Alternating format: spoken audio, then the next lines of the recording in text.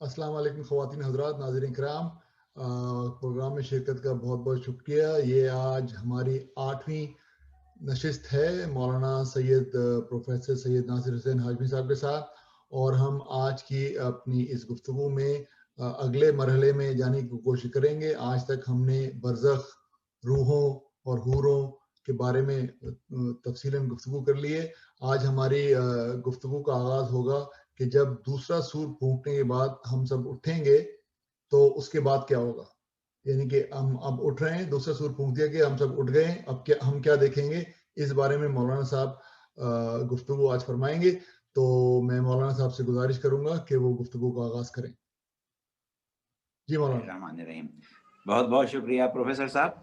हम अपनी गुफ्तगू का आगाज़ कर रहे हैं और जैसा कि आपने ऐलान फरमाया, हमारी गुफ्तगू का आगाज़ जो है वो नफ़ख़े सूर से होगा।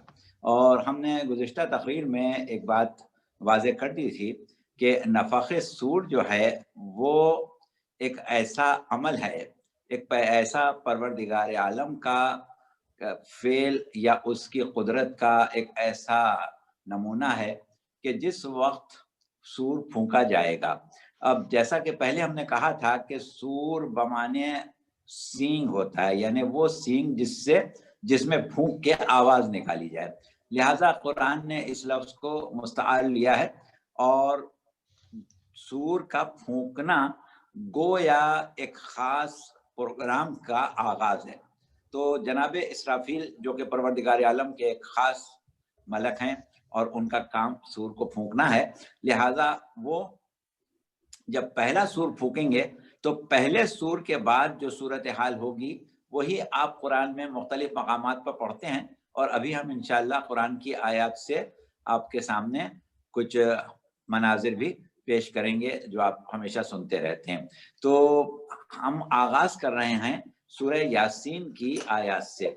सूरह यासीन की आयत 50 और 51, इसमें परवरदिगार आलम ने इरशाद फरमाया है कि वमा यंजुरून इल्ला सहतम वाहिदतम ताखुजुहुम वहुम यखिस्सिमून फला यस्ततियूना तौसियतम वला इला अहलिहिम यरजिऊन वनुफिख़ फिस्सूरी फ़इज़ाहुम मिनल अजदासी रब्बिहिम यंसिलून।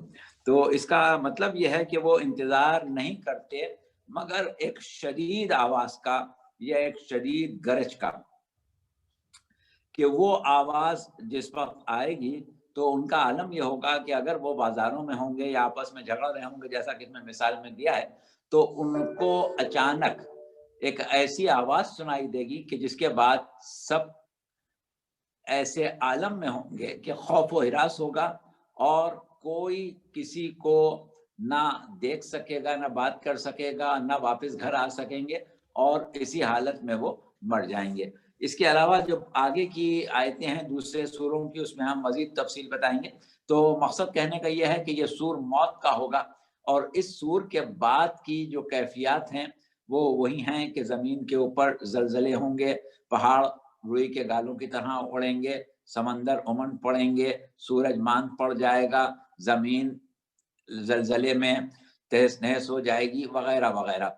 और वही वो वक्त होगा कि जब जो लोग जिंदा हैं अभी वो इंतहाई खौफ और हिरास के आलम में होंगे।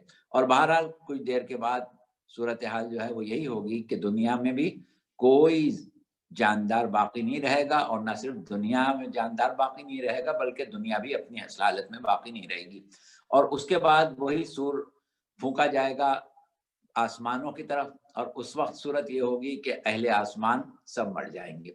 और दोनों सूरों के दरमियान और इसके बाद जब सब मर जाएंगे तो वो वक्त आएगा कि जिसको हम कहते हैं दो सूरों के दरमियान का वक्त। इसके बारे में रवायात ये बताती हैं कि शदीद बारिशें होंगी। किसी ने हदीस में नकल किया है कि 40 का फासला होगा। उस 40 से मुराद 40 साल बाद लोगों ने लिए हैं, बाद में कुछ और लिए हैं। बाज़ रवायात के मुताबिक 50,000 साल का फासला होगा। और इस किस्म के मुख्तलिफ हमारे पास रवायात के मतन मौजूद हैं।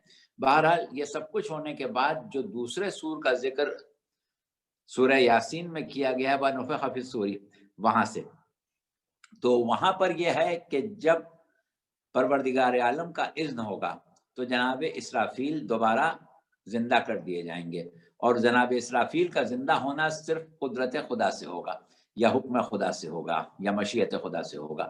اس کے بعد جناب اسرافیل کو حکم دیا جائے گا کہ وہ حیات کا سور پھونکے۔ اب جب وہ حیات کا سور پھونکیں گے تو پھر ایک مرتبہ تمام مردے جو پہلے مر چکے تھے یا وہ لوگ کہ جو پہلے سور کے وقت مرے تھے، اب سب کے سب میدان حشر میں جمع ہو جائیں گے۔ اب وہ جو اس وقت کی کیفیت ہے اس کو ہم پھر قرآن کی کچھ آیتیں جلدی سے پڑھ کے سنائے دیتے ہیں، اور اس میں سورہ طور کی 9-10ویں آیت ہے جس کا ترجمہ یہ ہے کہ جس دن آسمان چکر لگائیں گے اور پہاڑ اپنی چال سے چلیں گے۔ اسی طریقے سے سورہ زلزال ہے، اذا زلزلت الارض زلزالها واخرجت الارض انفالها، کہ اکثر روایات کے مطابق زلزلے، سورج کا مان پڑنا، ان سب چیزوں کا تذکرہ ہے۔ اور پھر اس کے بعد سورہ لقمان کی 28ویں آیت میں یہ کہا گیا ہے کہ یہ سب کچھ جو ہے وہ ایک لمحے میں ہو جائے گا۔ ما خلقکم ولا بعثکم الا کنفس واحدۃ، کہ تمہارا پیدا ہونا اور تمہارا دوبارہ اٹھنا یہ بس ایک نفس واحد کی طرح ہے۔ اس کے بعد جو صورتحال ہے اس کو ہم بیان کریں گے اب قرآن کی آیات سے کہ پھر کیا ہوگا۔ اب جب سب زندہ ہوئے اور میدان حشر میں آ رہے ہیں تو میدان حشر میں جمع ہونے کو قرآن نے کس طرح بیان کیا ہے۔ تو اس کے لیے ہم یہ کر رہے ہیں کہ پہلے سورہ تکویر پڑھ رہے ہیں، اس کی 14 یا 15 آیتیں ہم پڑھ دیتے ہیں، تاکہ بلکہ آیتیں بھی نہیں پڑھ دیتے ہیں، اس کا ترجمہ ہی پڑھ دیتے ہیں تاکہ پھر بعد میں ہمارے پاس وقت بچ جائے مزید گفتگو کے لیے۔ تو یہاں پر یہ سورہ تکویر ہے جس کا آغاز ہو رہا ہے بسم اللہ الرحمن الرحیم، اذا الشمس کورت واذا النجوم نکدرت، یہاں سے اس کا آغاز ہو رہا ہے واذا الجبال۔ اب اس کو ہم پوری آیتیں نہیں پڑھ رہے ہیں، جلدی سے ترجمہ پڑھ دیتے ہیں۔ جب سورج لپیٹ دیا جائے گا اور جب ستارے بے نور ہو جائیں گے اور جب پہاڑ چلائے جائیں گے، جب اونٹنیاں چھوڑ دی حملہ اونٹنیاں چھوڑ دی جائیں گے، اب اس کی پھر تفسیر ہے اس کو بعد میں بیان کریں گے، اور جب وحشی جانور اکٹھا کر دیے جائیں گے، اور جب سمندروں کو جوش میں لایا جائے گا، اور جب زندگی وہ لڑکیاں جنہیں بچپن میں زندہ درگور کر دیا گیا ان کے بارے میں سوال کیا جائے گا، وہ پوچھیں گی کہ یہ کس جرم میں ہم مارے گئے تھے، اور جب اعمال نامے کھول دیے جائیں گے، جب آسمان اکھاڑ دیا جائے گا، جب جہنم بھڑکائی جائے گی، جب جنت قریب لائی جائے گی، تو یہ تمام چیزیں ہر آیت جو ہے وہ اپنی تفسیر مانگتی ہے، لیکن اس کا جو لب لباب ہے وہ یہی ہے کہ ہر قسم کی مخلوق، یا یہ سمجھیں کہ ہر قسم کے انسان، یہاں پر انسانوں کا ذکر ہے، ایک آیت ہے جس میں کہا گیا ہے کہ جنگلی جانور اکٹھا کیے جائیں گے۔ تو اس کی تھوڑی سی تفصیل ہم بیان کر دیں، باقی تو سب چیزیں آپ لوگوں کی سنی ہوئی ہیں۔ تو وہ جنگلی جانوروں کے بارے میں 2 روایات ہیں۔ ایک روایت تو یہ ہے کہ کچھ جانور ایسے ہوتے ہیں کہ جن کے اندر حیات بعد از موت کی صلاحیت ہوتی ہے، اور ان جانوروں کو ہم برزخی جانور کہتے ہیں۔ ان کی پہچان یہ ہوتی ہے کہ وہ خواب دیکھتے ہیں۔ اب وہ جو بھی ایسے جانور ہیں ان کے بارے میں جب ان میں یہ صلاحیت ہے تو ان کا حساب کتاب اور سوال جواب بھی ہے، لیکن ان کے شعور کے مطابق، تو اس آیت میں ان کا تذکرہ ہے۔ لیکن ہمارے بعض مفسرین یہ کہتے ہیں کہ نہیں، یہ ان کا تذکرہ نہیں ہے، بلکہ ہوگا یہ کہ کیونکہ روز حشر ہر شخص اپنی حقیقی شکل میں ہوگا، تو حقیقی شکلیں بعض لوگوں نے اپنی وحشی جانوروں کی بنائی ہوئی ہیں، لہٰذا وحشی جانوروں کو جمع کرنے کا مقصد یہ کہ وہ انسان کہ جو مسخ ہو کے اپنے باطن کو انہوں نے جانوروں کی شکل میں بنا لیا ہے وہ آئیں گے۔ اس کے سلسلے میں بھی ہم تفصیل بتائیں گے، کیونکہ سورہ نبا میں اس کا تذکرہ کیا گیا ہے، اور اس میں یہ کہا گیا ہے کہ جب سور پھونکا جائے گا تو تم گروہ در گروہ آؤ گے، جب سور پھونکا جائے گا تو تم گروہ در گروہ آؤ گے، تو فتاتون افواجہ کا لفظ ہے۔ تو اس کے بارے میں ایک بڑی مشہور روایت ہے کہ جب وہ آیت نازل ہوئی اور سرکار رسالت صلی اللہ علیہ وسلم نے وہ آیت پڑھ کے سنائی، تو آپ کے ایک صحابی معاذ بن جبل، انہوں نے پوچھا کہ یا رسول اللہ اس کا کیا مطلب ہے، کیا ہم فوج در فوج آئیں گے یا گروہ در گروہ آئیں گے؟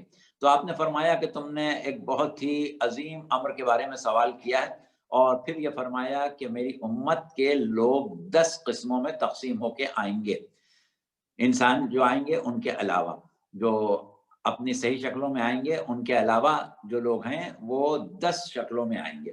تو وہ تفصیلی روایت ہے کہ کچھ لوگ ایسے ہوں گے کہ جو سر کے بل چل رہے ہوں گے، کچھ ایسے ہوں گے کہ جو بندروں کی شکل میں ہوں گے، کچھ ایسے ہوں گے کہ جو خنزیروں کی شکل میں ہوں گے، کچھ ایسے ہوں گے کہ جو اپنی زبانیں چبا رہے ہوں گے اور ان کی زبانوں سے پیپ بہ رہی ہوگی، کچھ ایسے ہوں گے کہ جن کے سر کے اوپر چوٹ لگائی جا رہی ہوگی، کچھ ایسے ہوں گے کہ جو اور کسی بھیانک شکل میں آئیں گے۔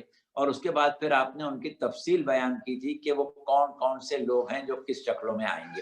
تو وہ اپنی جگہ ایک روایت ہے، اس کو ابھی ہم تفصیل سے نہیں پڑھ رہے ہیں۔ اس کے بعد اور ہمارے پاس مختلف آیات اور روایات ہیں، یا پھر قرآن کی طرف اگر ہم رجوع کرتے ہیں تو اس وقت کے حالات کے بارے میں قرآن میں جو کچھ بیان کیا گیا ہے اس کا خلاصہ اس طریقے سے ہمارے سامنے آ جاتا ہے کہ اگر ہم قرآن میں یہ دیکھیں کہ قیامت کے بارے میں اللہ نے کون کون سے نام استعمال کیے ہیں، تو قرآن میں قیامت کے بارے میں بہت سے نام ہیں، اور ہر نام کا اپنا ایک الگ مطلب ہے، جس سے اگر ہم نتیجہ نکالنا چاہیں تو بہت واضح طور پر نتیجہ نکل آتا ہے اس وقت کی کیفیت کا۔ تو ہم پہلے وہ جلدی سے نام بھی آپ کو پڑھ کے سنا دیں کہ پہلا نام جو ہمیں ملتا ہے سورہ قیامت کی 6 آیت میں ہے۔ ویسے تو پہلا نام یوم الدین ملتا ہے جو سورہ فاتحہ میں ہے، لیکن بہرحال ابھی ہم اس حساب سے شروع کر رہے ہیں کہ مناظر سامنے آ جائیں۔ یوم القیامہ یعنی کھڑے رہنے کا دن۔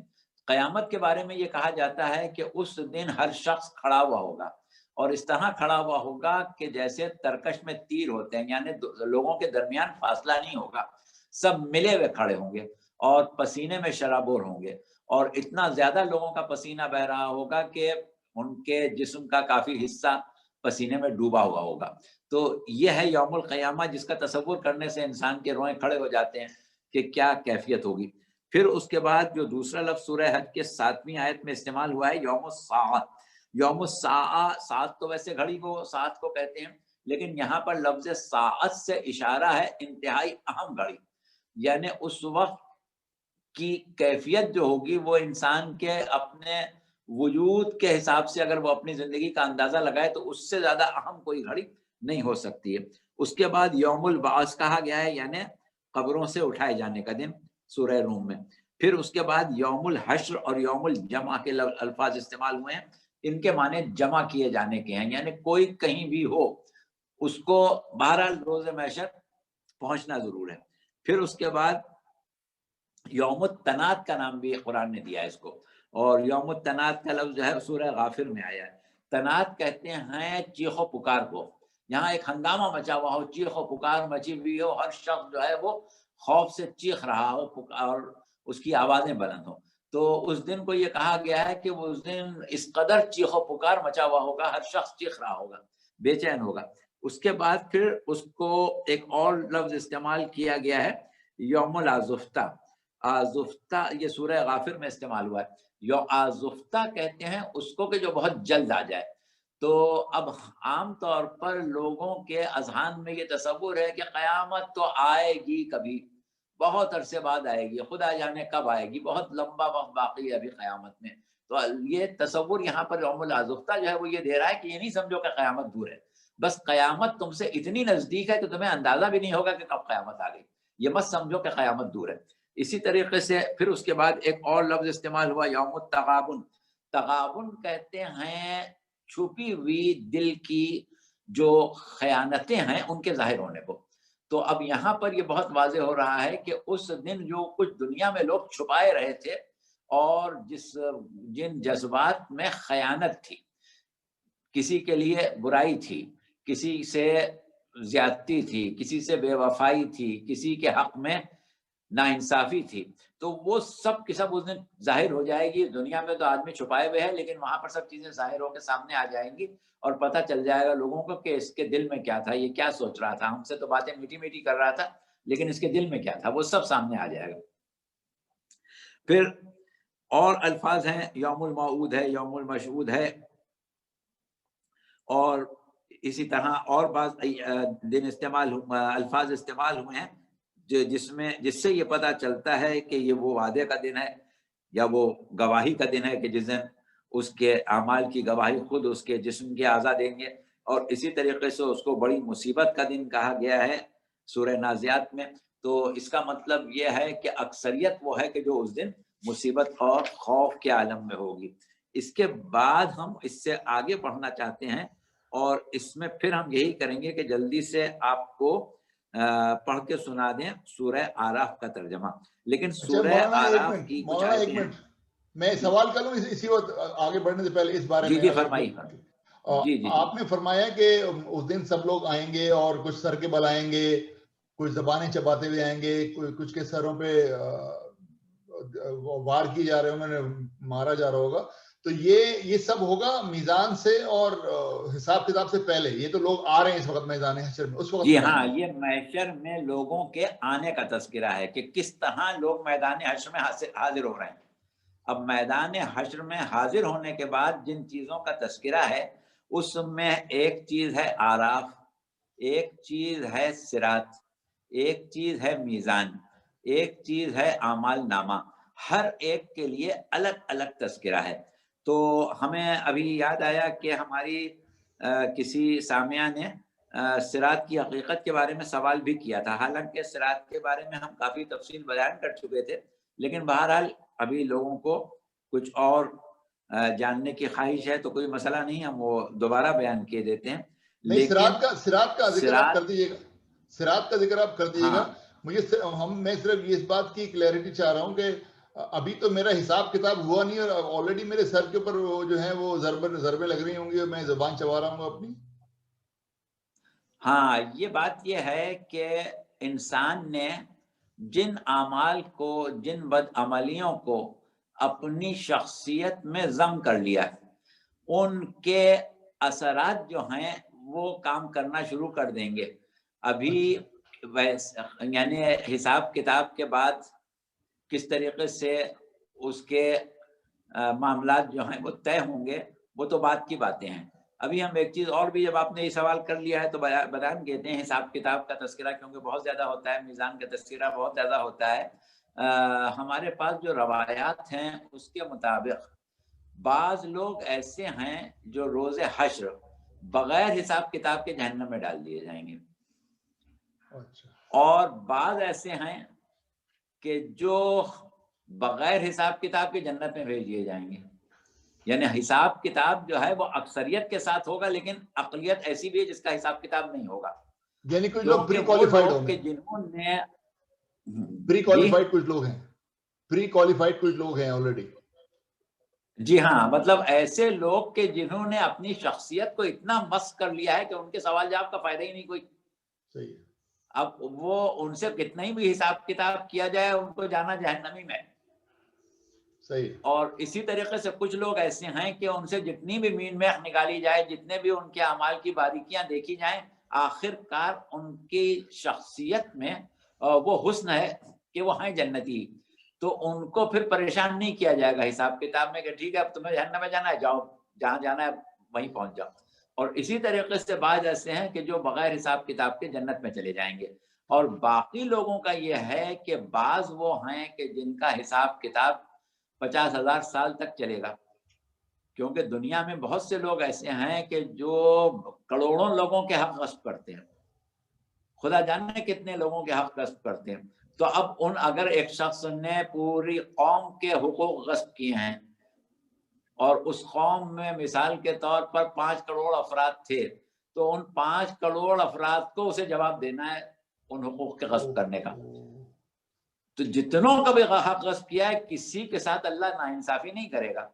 اگر کچھ غاصب بددیانت حکمران ہیں جنہوں نے بہتوں کے حق غصب کیے ہیں، یا ایسے لوگ ہیں کہ جنہوں نے اس قسم کے اعمال کیے ہیں کہ جس کے نتیجے میں لاکھوں لوگ مارے گئے ہیں، جیسے کسی نے بم ایٹم بم پھینکا یا اور ایسا کوئی کام کیا کہ جس سے لاکھوں لوگ مر گئے. اب وہ جو لاکھوں لوگ مرے، وہ ان کا مرنا اور مرنے کے بعد ان کے خاندانوں کے اوپر ان کے مرنے کے کیا اثرات ہوئے اور کتنے عرصے وہ اثرات چلے، ان سب کا جواب دینا پڑے گا انہیں. تو 50,000 سال بھی گزر سکتے ہیں اس میں کہ وہ حساب ہی دیتے رہیں. اور کچھ لوگ ایسے ہیں کہ جلدی حساب کتاب سے فارغ ہو جائیں گے اور ان کو جنت میں یا دوزخ میں بھیج دیا جائے گا. تو یہ حساب کتاب کا مسئلہ جو ہے وہ ہر شخص کا، جیسا کہ ہر چیز میں ہر شخص کا حساب مسئلہ الگ ہے، ویسے ہی حساب کتاب میں بھی مسئلہ الگ ہے. البتہ اس میں گروہ ہیں کہ کچھ گروہ وہ ہیں کہ جو بغیر حساب کتاب کے جہنم میں جائیں گے، کچھ وہ جو بغیر حساب کتاب کے جنت میں جائیں گے. اچھا، اب اس کے بعد ہم وہ آگے سرات والا بڑھتے ہیں. سوال کر لیجیے، سرات والا سوال لے لیجیے. سرات جی والا ہاں، صراط والا. فرزانہ نے بھیجا تھا. بات یہ ہے کہ قرآن میں لفظ صراط استعمال ہوا ہے اور صراط کے لغوی معنی راستے کے ہیں، راستہ وے. تو اب وہ جو راستہ ہے اس کا لفظ اس لیے استعمال کیا گیا ہے کہ انسان کو اپنے دار السلام، دار الآخرت، دار البقا، یا وہ مقام کے جس کے لیے انسان کو خلق کیا گیا ہے. واللہ یدعو الی دار السلام، اللہ تو دار السلام، سلامتی کے گھر کی دعوت دیتا ہے. تو کسی ایک کو نہیں دیتا، سب کو دیتا ہے. تو اس نے سب کو سلامتی کے گھر کی دعوت دی ہے اور اس کے بعد ہدایت میں اپنی طرف سے کوئی کمی نہیں کی ہے. لیکن جیسا کہ قرآن میں آیا ہے کہ قل کل یعمل علی شاکلتی، یہ سورہ بنی اسرائیل کی 84ویں آیت ہم پڑھ رہے ہیں کہ اے رسول آپ کہہ دیجئے کہ ہر شخص کا عمل جو ہے وہ اس کی شاکلہ کے مطابق ہے. اور اس کے بعد کہا کہ وہ ربک کا عالم و بمن ہوا اہدی سبیلا، کہ تیرا رب اس بات کو جانتا ہے کہ ہدایت کو کس نے کتنا قبول کیا، کس حد تک قبول کیا. اب ہدایت کو انسان جتنا قبول کرتا ہے ویسا بندہ بنتا ہے، اور جیسا بندہ بنتا ہے ویسا ہی اس کے اور اللہ کے درمیان معاملہ ہوتا ہے. جو اللہ کا قریبی بندہ ہے، نیک بندہ ہے، اس کا معاملہ کچھ اور ہے. اب اس کے قربت کتنی ہے، اس کا تعلق اللہ سے کتنا ہے، اس کی بندگی کے درجات کتنے بلند ہیں، تو اسی حساب سے اس کے عمل کی قیمت ہوتی ہے.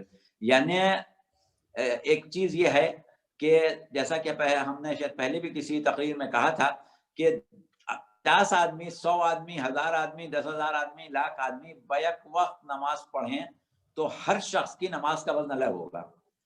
سب کی نماز کا وزن بارگاہ خداوندی میں یا وہ اعمال کے ترازو کہ جس میں عمل تولا جاتا ہے کم یا زیادہ ہو سکتا ہے.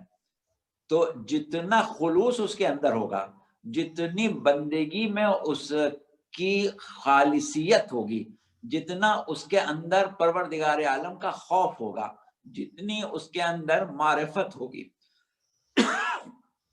اسی حساب سے اس کی عبادت کی قیمت ہے. اب وہ جو آپ سنتے ہیں کہ ضربت علی یوم الخندق، علی ابن ابی طالب کی ایک ضرب خندق میں ثقلین کی جنوں انس نے جو قیامت تک عبادت کی ہے ان سب کو ایک ترازو کے پلے میں رکھ دیا جائے اور ایک طرف وہ ثواب رکھ دیا جائے تو وہ ثواب زیادہ ہوگا. تو وہ مقام معرفت ہے، مقام قرب ہے، مقام خلوص ہے کہ کس خلوص سے بارگاہ خداوندی میں عمل پیش کیا گیا. تو جتنے خلوص سے پیش کیا گیا اتنا وہ عمل بھاری ہے.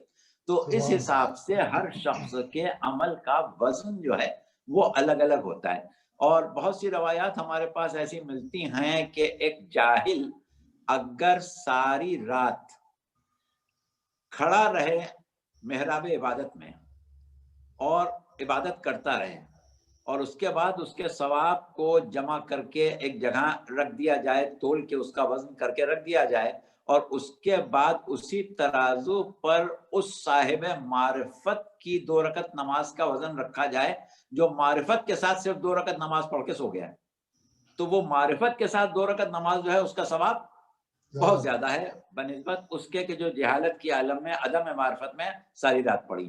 تو یہ ایک خاص قاعدہ ہے، طریقہ ہے کہ عمل جو ہے وہ اس کی معرفت، اس کے خلوص، اس کے ایمان کا درجہ، اس کی بندگی کی کیفیت کے مطابق ہوتا ہے. تو اس اعتبار سے روز حشر جب ہم اس دارالسلام تک پہنچنا چاہتے ہیں، اس دارالسلام میں پہنچنا چاہتے ہیں، تو اس کا راستہ جو ہے وہ ہماری حیات دنیا ہے۔ حیات دنیا کو ہم نے کس طرح گزارا؟ ہم دنیا میں جو زندگی گزار رہے ہیں، ایک ایک لمحہ گزار رہے ہیں، ایک ایک دن گزار رہے ہیں، ایک ایک سال یا ایک ایک مہینہ گزار رہے ہیں، یہ ہم دراصل وہ راستہ طے کر رہے ہیں جس کا باطن روز حشر پل صراط ہوگا۔ تو اب جیسا راستہ ہم نے دنیا میں طے کیا ہے ویسا ہی ہم کو صراط ملے گا۔ تو یہ جو لفظ صراط ہے یہ وہ راستہ ہے جس سے ہم اپنی منزل، حقیقی منزل تک پہنچتے ہیں جس کے لیے اللہ نے ہمیں خلق کیا ہے۔ اب اس حقیقی منزل تک پہنچنے کے لیے، کیونکہ دنیا میں صورتحال یہ ہے کہ ایمان تک پہنچنا، ایمان پر ثابت قدم رہنا، ایمان کے اعلیٰ درجات کو طے کرنا، معرفت کو سمجھنا، دین حقہ کی حقیقت کو سمجھنا، دین حقہ کی حقیقت پر اس طریقے سے عمل پیرا ہونا جس طریقے سے پروردگار عالم کی مشیت ہے، تو یہ اتنے مشکل کام ہیں کہ اس کی حیثیت ایسی ہے جیسے بال سے زیادہ باریک اور تلوار سے زیادہ تیز دھار کی چیز کے اوپر انسان چلا ہے۔ اب کیونکہ یہ راستہ ہم نے دنیا میں بنا لیا، تو آخرت میں جب ہم اس راستے پر چلیں گے تو یہ راستہ کیا ہے؟ یہ ہماری حیات دنیا کا باطن ہے۔ اب حیات دنیا جیسی ہے ویسا ہی باطن ہوگا، لہٰذا ہر شخص کا صراط الگ ہے، اور ہر شخص کے جنت تک پہنچنے کے لیے مختلف صورتحال ہے۔ تو اس اعتبار سے روایات یہ بتاتی ہیں کہ وہ صراط جو ہے اس کے اوپر موقف بنے ہوئے ہیں اور جگہ جگہ چوکیاں یا چیک پوسٹ ہیں۔ اب وہ موقف، چیک پوسٹ یا چوکیاں جو ہیں وہ فرائض سے متعلق ہیں، یعنی نماز کے بارے میں، روزے کے بارے میں، حج کے بارے میں، زکوٰۃ کے بارے میں، خمس کے بارے میں، صلہ رحمی کے بارے میں، دوسرے حقوق جو انسان کے اوپر ہیں، ہر شخص ہر چیز کا حساب اس کو الگ الگ دینا ہے۔ تو اب جن جن موقفوں پر سے وہ اپنا حساب دے کے گزر جائے گا، ان موقفوں سے اس نے گویا صراط کو عبور کر لیا ہے۔ تو اس طرح صراط کو عبور کرتے ہوئے لوگ پہنچیں گے، لیکن وہی والی بات ہے کہ کچھ لوگ ایسے ہیں کہ جنہوں نے زندگی اس طرح گزاری ہے کہ اب وہاں پر ان کی رفتار جو ہے وہ اس زندگی کے مطابق ہے، لہٰذا کچھ لوگ ایسے ہیں کہ جو صراط پر اس طرح چلیں گے جیسے کشتی چلتی ہے، بہت آہستہ۔ کچھ ایسے ہیں جو گرتے پڑتے ہوئے چلیں گے، کیونکہ دنیا میں ان سے غلطیاں ہوتی ہیں، پھر سمجھ جاتے ہیں، پھر معافی مانگ لیتے ہیں، پھر سیدھے چلنے لگتے ہیں، پھر پتہ چلا کہیں ان سے لغزش ہو گئی، پھر آگے بڑھ گئے، تو جو لغزشیں دنیا میں ان سے ہوتی رہی ہیں وہ وہاں پر اس طریقے سے ظاہر ہوں گے کہ بار بار گریں گے، گریں گے اٹھیں گے، گریں گے اٹھیں گے، گریں گے اٹھیں گے، اور آہستہ آہستہ آہستہ آہستہ نکل جائیں گے۔ اب ہر چوکی پر حساب دیتے رہیں گے، گزرتے رہیں گے۔ لیکن اب صورتحال یہ ہے کہ کچھ لوگ ایسے ہیں کہ جنہوں نے ایسی زندگی گزاری ہے کہ ان کی رفتار جو ہے وہ ایک تیز رفتار گھوڑے کی جیسی ہوگی، ان کو راستے میں لڑکھڑائیں گے نہیں، گریں گے نہیں۔ اور کچھ ایسے بھی اللہ کے بندے ہیں کہ جنہوں نے اپنی زندگی اس طرح اللہ سے لو لگا کے گزاری ہے کہ ایک لمحے کے لیے بھی وہ پروردگار عالم کی بندگی سے خارج نہیں ہوئے، ایک لمحے کے لیے بھی انہوں نے اپنے مقصد تخلیق سے باہر قدم نہیں رکھا۔ وما خلقت الجن والانس الا لیعبدون، مقصد تو صرف یہ تھا کہ ہم نے انسانوں اور جنوں کو اس لیے پیدا کیا ہے کہ وہ معرفت کے راستے پر چلیں، وہ ان اعمال کو انجام دیں کہ جو قربت خدا بندی کے لیے کیے جاتے ہیں، صرف وہی کام کریں جو قربتاً اللہ کرنا ہے۔ یعنی ہم نے زندگی میں دنیا میں کوئی منہ سے لفظ نکالنا ہے، کوئی قدم اٹھانا ہے، تو فوراً ہم نے یہ سوچا کہ اس کے لیے ہم قربتاً اللہ کی نیت کر سکتے ہیں۔ اگر ہمیں لگا کہ ہاں یہ تو کام ایسا ہے کہ جس کو ہم قربتاً اللہ انجام دے سکتے ہیں تو ہم نے انجام دے دیا، جس کے بارے میں ہمیں یہ خیال ہوا کہ نہیں یہ تو قربتاً اللہ نہیں کہہ سکتے، اس کو چھوڑ دیا۔ ہر کام انہوں نے قربتاً اللہ کیا، تو اب پروردگار عالم کا کرم ان کے اوپر اس طرح شامل حال ہے کہ اب ان کے لیے پورے صراط کی کوئی حیثیت ہی نہیں ہے، وہ اس طرح گزر جائیں گے جیسے بجلی کی رفتار، بجلی کی رفتار سے وہ میدان حشر سے جنت میں اپنے مقام پر پہنچ جائیں گے۔ اب جنت کے مقامات سب کے الگ الگ ہیں، بہرحال جو ان کا مقام ہے اس مقام پر پہنچ جائیں گے۔ تو یہ پل صراط سے گزرنے کی مختلف صورتیں ہیں، لیکن جو مختلف موقفوں پر کامیاب نہیں ہوں گے وہ جہنم میں گر جائیں گے۔ تو اس طریقے سے صراط جو ہے وہ اچھا یہ انسان کو طے کرنا ہے۔ سرات کا جواب تو ہو گیا، لیکن اس میں دو ضمنی سوال آئے ہیں سامنے۔ ایک تو سوال یہ ہے کہ یہ جو آپ نے قربتن اللہ کی بات کری نا، تو اگر کوئی نیک کام ہے بائی ڈیفالٹ تو وہ اس کے لیے بھی قربتن اللہ کا، جیسے میں اب نماز پڑھنے کے لیے کھڑا ہو رہا ہوں، اللہ میاں کو پتا ہے کہ یہ بندہ نماز پڑھنے کے لیے کھڑا ہو رہا ہے، مجھے پتا ہے کہ میں نماز پڑھنے کے لیے کھڑا ہو رہا ہوں، پھر بھی میں کہوں قربتن اللہ؟ کہنا ضروری نہیں ہے، ہاں کہنا زبان سے تو آپ کو کسی وقت بھی ضروری نہیں ہے۔ آپ جو بھی عمل انجام دیتے ہیں دو قسم کے ہوتے ہیں، ایک عمل وہ ہوتا ہے جو نیت اور ارادے کے ساتھ انسان انجام دیتا ہے، اور ایک عمل وہ ہوتا ہے جس میں انسان کی نیت یا ارادہ شامل نہیں ہوتا۔ جیسے کسی کی عادت ہوتی ہے بولنے میں ایک لفظ بار بار بولتا ہے، جسے تکیہ کلام کہتے ہیں، وہ ارادے کے تحت نہیں بولتا۔ ہکلانے والا ارادے سے نہیں ہکلاتا ہے، راشے کا مریض جو ہے وہ اپنے ارادے سے اپنا جسم نہیں ہلاتا ہے، بغیر ارادے کھیلتا ہے۔ تو وہ اعمال جو بغیر ارادے کے کیے جائیں ان کا سوال نہیں ہے، وہ عمل جو اپنی نیت اور ارادے سے کیا گیا ہے اس میں اس کی نیت اور ارادہ جو ہے اس وقت اس کی ایسی یا تو تربیت ہے، اس نے اپنے نفس کو اتنا تربیت یافتہ کر لیا ہے کہ اس کے ذہن میں گناہ کا خیال ہی نہیں آتا ہے، اس کا دل گناہ کو چاہتا ہی نہیں ہے، کیونکہ وہ تربیت نفس کی وہ منازل ہیں کہ انسان ایسے جگہ پہنچ جائے کہ جہاں پر برائی کرنا اس کے لیے بہت مشکل ہو جائے، 10 دفعہ بھی وہ اگر اس کو بلایا جائے برائی میں تو وہ نہیں جائے گا اور نیکی فوراً کر لے گا۔ اور ایک مقام وہ ہوتا ہے کہ جہاں نیکی کرنا اس کے لیے بڑا مشکل ہوتا ہے، 10 دفعہ سوچتا ہے، 10 دفعہ غور کرتا ہے اور لوگ کھینچتے ہیں اس کو تلقین کرتے ہیں، تب وہ چھوٹی سی ایک نیکی کرتا ہے، برائی میں ایسا فٹ سے کر لیتا ہے جیسے کوئی بات ہی نہیں۔ تو یہ انسان کی تربیت نفس کے درجے ہیں، ضروری نہیں کہ وہ زبان سے نیت کرے، بلکہ اس نے اپنے نفس کو تربیت ایسی دی ہے کہ وہ نیکی ہی کی طرف جاتا ہے، برائی کی طرف جاتا ہی نہیں ہے۔ صحیح۔ تو ایسے لوگ جو ہیں ان کی صورتحال یہ ہے کہ ان کے لیے صراط کا عبور کرنا بہت آسان ہو جائے گا۔ البتہ بعض روایات میں یہ چیز ملتی ہے کہ اگر انسان صلہ رحمی میں کامیاب نہیں ہوا ہے، اپنے اقربا کے ساتھ، عزیزوں کے ساتھ اس نے نیکی نہیں کی ہے، تو اس کے لیے پل صراط پار کرنا بہت مشکل ہے۔ اور یا پھر روایات کی بتاتی ہیں کہ جس نے ولایت علی کو قبول نہیں کیا اس کے لیے بہت مشکل۔ تو دو چیزیں ایسی ہیں کہ جس سے جو صراط کے بارے میں۔ اچھا، اب صراط سے کا تذکرہ ہونے کے بعد ہم میدان حشر میں کچھ اور چیزیں بیان کرنا چاہتے ہیں، ایک آراف اور ایک میزان الاعمال۔ تو آراف، میزان الاعمال، یہ ہم کم سے کم آج پورا کر دیں تاکہ پھر آئندہ کی نشست میں اعمال نامہ اور اس کے بعد کچھ چیزیں ہیں کہ جن کو ہم ایک مرتبہ آپ کو پہلے صرف مختصراً بتا دیں۔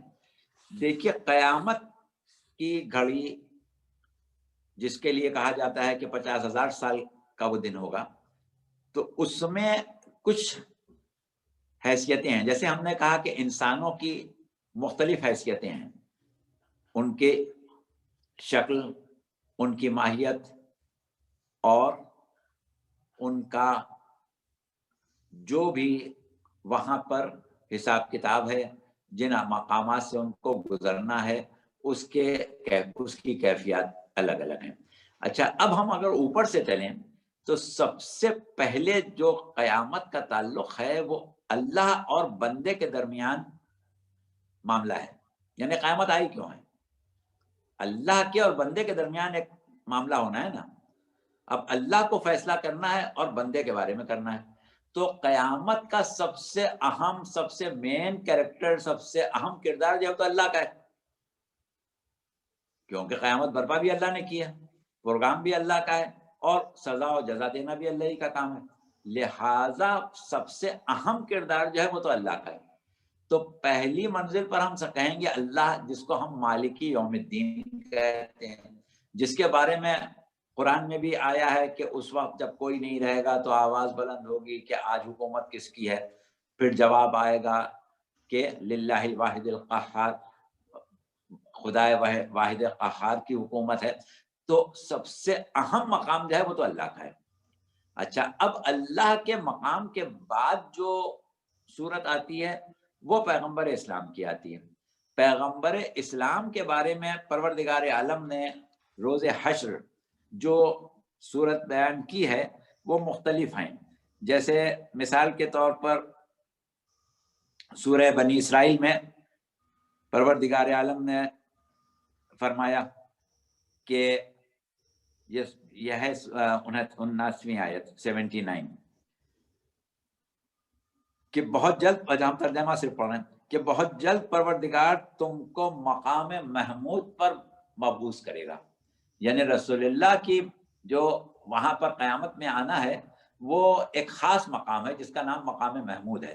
وہ اور کسی کو نصیب نہیں ہوگا سوائے سرکار رسالت کے، اور اس کا نام رکھا گیا ہے مقام محمود. اسی طریقے سے آپ کے بارے میں ایک لفظ استعمال ہوا، انا اعطیناک الکوثر، ہم نے تمہیں کوثر عطا کیا ہے. اب اس کی ایک تشریح جناب سیدہ سلام اللہ علیہ ہے، اور ایک تشریح وہ حوض کوثر ہے کہ جس کا تذکرہ قیامت کے تذکروں میں ملتا ہے. پھر اسی طریقے سے ایک لفظ ہے لوائے حمد، کہ سرکار رسالت کے لیے لوائے حمد ہے. ایک لفظ ہے آپ کے لیے جس میں آپ کو گواہوں پر گواہ کہا گیا ہے، یعنی تمام انبیاء اپنی امتوں پر گواہ، تمام ائمہ اپنے زمانے کے اپنی امت پیغمبر اسلام پر گواہ، اور اس کے بعد ان کے اوپر پیغمبر اسلام گواہ. پھر ایک جگہ لفظ آتا ہے کہ روایات میں مسند شفاعت کا، کہ ایک مسند شفاعت ہے جو صرف پیغمبر اسلام صلی اللہ علیہ وسلم کے لیے. تو یہ ہوئے آپ کا معاملہ. اس کے بعد پھر تیسرا کردار جو آتا ہے وہ ائمہ معصومین علیہ السلام کا آتا ہے. تو ائمہ معصومین میں سب سے پہلے جو تذکرہ آتا ہے وہ صرف امیر المومنین کا ہے، جس میں آپ کا تذکرہ عام مسلمانوں کی روایات کے مطابق بھی آراف یعنی ایک بلندی پر ہے، کہ ایک بلندی پر آپ ہوں گے، جہاں پر انہوں نے جہاں پہ جعفر طیار کا، حضرت حمزہ کا اور حضرت عباس ابن عبد المطلب کا نام بھی لیا ہے، لیکن امیر المومنین کا نام لیا. ہمارے ہاں صورتحال یہ ہے کہ وہ بلندی جو ہے جسے آراف کہتے ہیں، جہاں پر کچھ لوگ کھڑے ہوں گے اور تمام اہل محشر کو دیکھیں گے اور ہر ایک کو پہچان لیں گے چہروں سے، وہ ائمہ اہل بیت ہیں، امیر المومنین سے لے کے 12ویں امام تک. اچھا، اس کے بعد پھر ہر امام کے بارے میں جو خاص چیز ہے وہ کیا ہے کہ ہر شخص کو اس کے امام کے ساتھ پکارا جائے گا. یوم ندعو کل اناس بامامہم، کہ اس دن تمام لوگ جو ہیں وہ آئیں گے اپنے زمانے کے امام کے ساتھ. تو یہ قرآن میں خاص طور سے لفظ استعمال ہوا ہے. قرآن میں لفظ امام 12 مرتبہ استعمال ہوا ہے. تو اس میں ایک موقع یہ بھی ہے کہ جہاں کہا گیا ہے کہ ہر شخص روز محشر اپنے امام کے ساتھ آئے گا. اور اس سے ہم اگر ملاتے ہیں پیغمبر اسلام کی حدیث کہ من مات ولم یعرف امام زمانے ہی مات میتۃ جاہلیہ، کہ جو مر گیا اور اس نے اپنے زمانے کے امام کو نہیں پہچانا تو وہ گویا اس زمانے میں مر گیا جب زمانہ جاہلیت تھا، یعنی دین تک پہنچنے سے پہلے مر گیا. تو اس لحاظ سے یہاں پر یہ امام کی حیثیت ہے. اور وہ جو مردان خدا کا تذکرہ ہے، رجال جو بلندیوں پر ہوں گے، وہ بھی ہمارے عقیدے کے مطابق پورے 12 امام ہوں گے. تو یہ ہے مقام ائمہ کا. اب ائمہ کے مقام میں جیسا کہ ہم نے کہا کہ ابھی سورہ اعراف ہم پڑھیں گے، وہاں پر یہ کہا گیا ہے کہ ایک تو میزان کا تذکرہ ہے جو روایات بتاتی ہیں کہ میزان الاعمال جو ہے یعنی انسانوں کے لیے کسوٹی، کیونکہ پروردگار عالم نے یہ ارشاد فرمایا ہے کہ یا بنی آدم خلقت الاشیاء لاجلک وخلقتک لاجلی، اے بنی آدم ہم نے تمام کائنات کو اور تمام چیزوں کو تیرے لیے پیدا کیا ہے، لیکن تجھ کو اپنے لیے پیدا کیا ہے. اب جس کو اپنے لیے پیدا کرے اس کو کس کسوٹی پر ناپے، کس کسوٹی پر دیکھے کہ یہ کس حد تک اللہ کا تھا. تو اس کے لیے وہ کسوٹی جو ہے وہ میزان ذات امیر المومنین علیہ السلام. سورہ اعراف کی آیتیں پڑھ رہے ہیں اور 35ویں آیت سے شروع کر رہے ہیں، اور تقریباً ہم اس کے آگے 10-15 آیتیں پڑھیں گے جہاں تک سب چیزیں واضح ہو جائیں. تو یا بنی آدم، اچھا چلیں ہم ترجمہ پڑھتے ہیں خالی. تو ترجمہ ہم اس کا یہ پڑھیں گے کہ اے اولاد آدم، اگر تمہارے پاس خود تمہیں میں سے رسول آئیں جو تمہیں میری آیات سنایا کریں، تو جو تقوی اختیار کرے اور اصلاح کریں پس انہیں نہ کسی قسم کا خوف ہوگا اور نہ وہ غم زدہ ہوں گے. اور جو لوگ ہماری آیات کی تکذیب کرتے ہیں اور ان سے استکبار کرتے ہیں وہی اہل جہنم ہیں جہاں وہ ہمیشہ رہیں گے۔ تو یہ تو پہلے ایک فیصلہ ہو گیا۔ اب اس کے بعد آپ آگے بڑھیں جہاں وہاں کا منظر بیان کیا گیا ہے۔ اس شخص سے بڑھ کر ظالم اور کون ہو سکتا ہے جو اللہ پر جھوٹ بہتان باندھتا ہے اور اس کی آیات کی تکذیب کرے۔ ایسے لوگوں کو وہ حصہ ملتا رہے گا جو ان کے حق میں لکھا ہے، چنانچہ جب ہمارے بھیجے ہوئے ان کی قبض روح کے لیے آئیں گے، یعنی یہاں پر بھیجے ہوئے سے مراد وہ فرشتے ہیں، تو کہیں گے کہاں ہیں تمہارے وہ معبود جنہیں تم اللہ کے سوا پکارتے تھے؟ وہ کہیں گے وہ ہم سے غائب ہو گئے، اور اب وہ خود اپنے خلاف گواہی دیں گے کہ وہ واقعی کافر تھے۔ اب اللہ کہے گا کہ تم لوگ جن و انس کی ان قوموں کے ہمراہ داخل ہو جاؤ، یعنی جہنم میں، جو تم سے پہلے داخل ہو چکی ہیں۔ جب بھی کوئی جماعت جہنم میں داخل ہوگی اپنی ہم خیال جماعت پر لعنت بھیجے گی۔ اب دیکھیے یہ کچھ چیزیں ہیں جو وضاحت طلب ہیں کہ لوگوں سے کہا جائے گا کہ تم جہنم میں جاؤ، اور پہلے بھی کچھ قومیں جہنم میں جا چکی ہوں گی، تو وہ کون سی قومیں ہیں جو پہلے جا چکی ہوں گی، اس کے بعد کون سی جائیں گی، یہ پھر انشاءاللہ کسی اور نشست میں ہم تفصیل سے بیان کریں گے۔ ابھی فی الحال آراف سمجھ لیں، یہاں تک کہ جب وہاں سب جمع ہو جائیں گے تو بعد والی جماعت پہلی جماعت کے بارے میں کہے گی کہ اے پروردگار، انہوں نے ہمیں گمراہ کیا تھا، لہٰذا انہیں آتش جہنم کا دگنا عذاب دے۔ اللہ فرمائے گا کہ سب کو دگنا عذاب دوں گا، لیکن تم نہیں جانتے۔ اب دیکھیں یہاں پر یہ ایک بات واضح ہو رہی ہے، تھوڑی سی ہم وضاحت کر دیں کہ جہنم میں جانے والے کچھ وہ ہیں کہ جنہوں نے خود اس راستے کو اختراع کیا، ایجاد کیا، کہ جو اللہ کے راستے کے علاوہ تھا، اور کچھ وہ لوگ ہیں کہ جو ان کے راستے پر چلے، جنہوں نے اللہ کے راستے کے علاوہ راستہ اختیار کیا، اس راستے پر چلنے والے ظاہر جائیں گے تو جہنم میں۔ لیکن وہ لوگ کہ جنہوں نے اس راستے کو ایجاد کیا، اللہ کے دین میں رخنا ڈالا، اس کو سبوتاش کیا، اور سبوتاش کر کے اپنی طرف سے نیا راستہ ایجاد کیا، تو وہ لوگ جو ہیں وہ پہلے جائیں گے۔ اب اس کے بعد جو ان کے پیچھے ان کی پیروی کرتے رہے وہ اس کے بعد آئیں گے، تو وہ ان سے کہیں گے کہ تم اپنے عذاب میں سے ہمارے عذاب سے کچھ حصہ لے لو۔ وہ سورہ مومن کی آیت ہے 47ویں، اگر موقع ملا تو ہم اس کو پڑھیں گے اور اس کا جواب دیں گے۔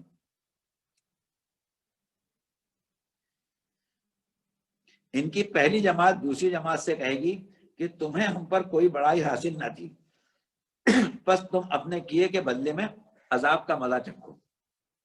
جنہوں نے ہماری آیات کی تکذیب کی اور ان سے استکبار کیا، ان کے لیے آسمان کے دروازے نہیں کھولے جائیں گے حتیٰ کہ سوئی کے ناکے سے اونٹ گزر جائے، یعنی ان کے لیے آسمانوں کا دروازوں کا کھلنا جو ہے وہ ناممکنات میں سے ہے، اور ہم مجرموں کو اسی طرح سزا دیتے ہیں۔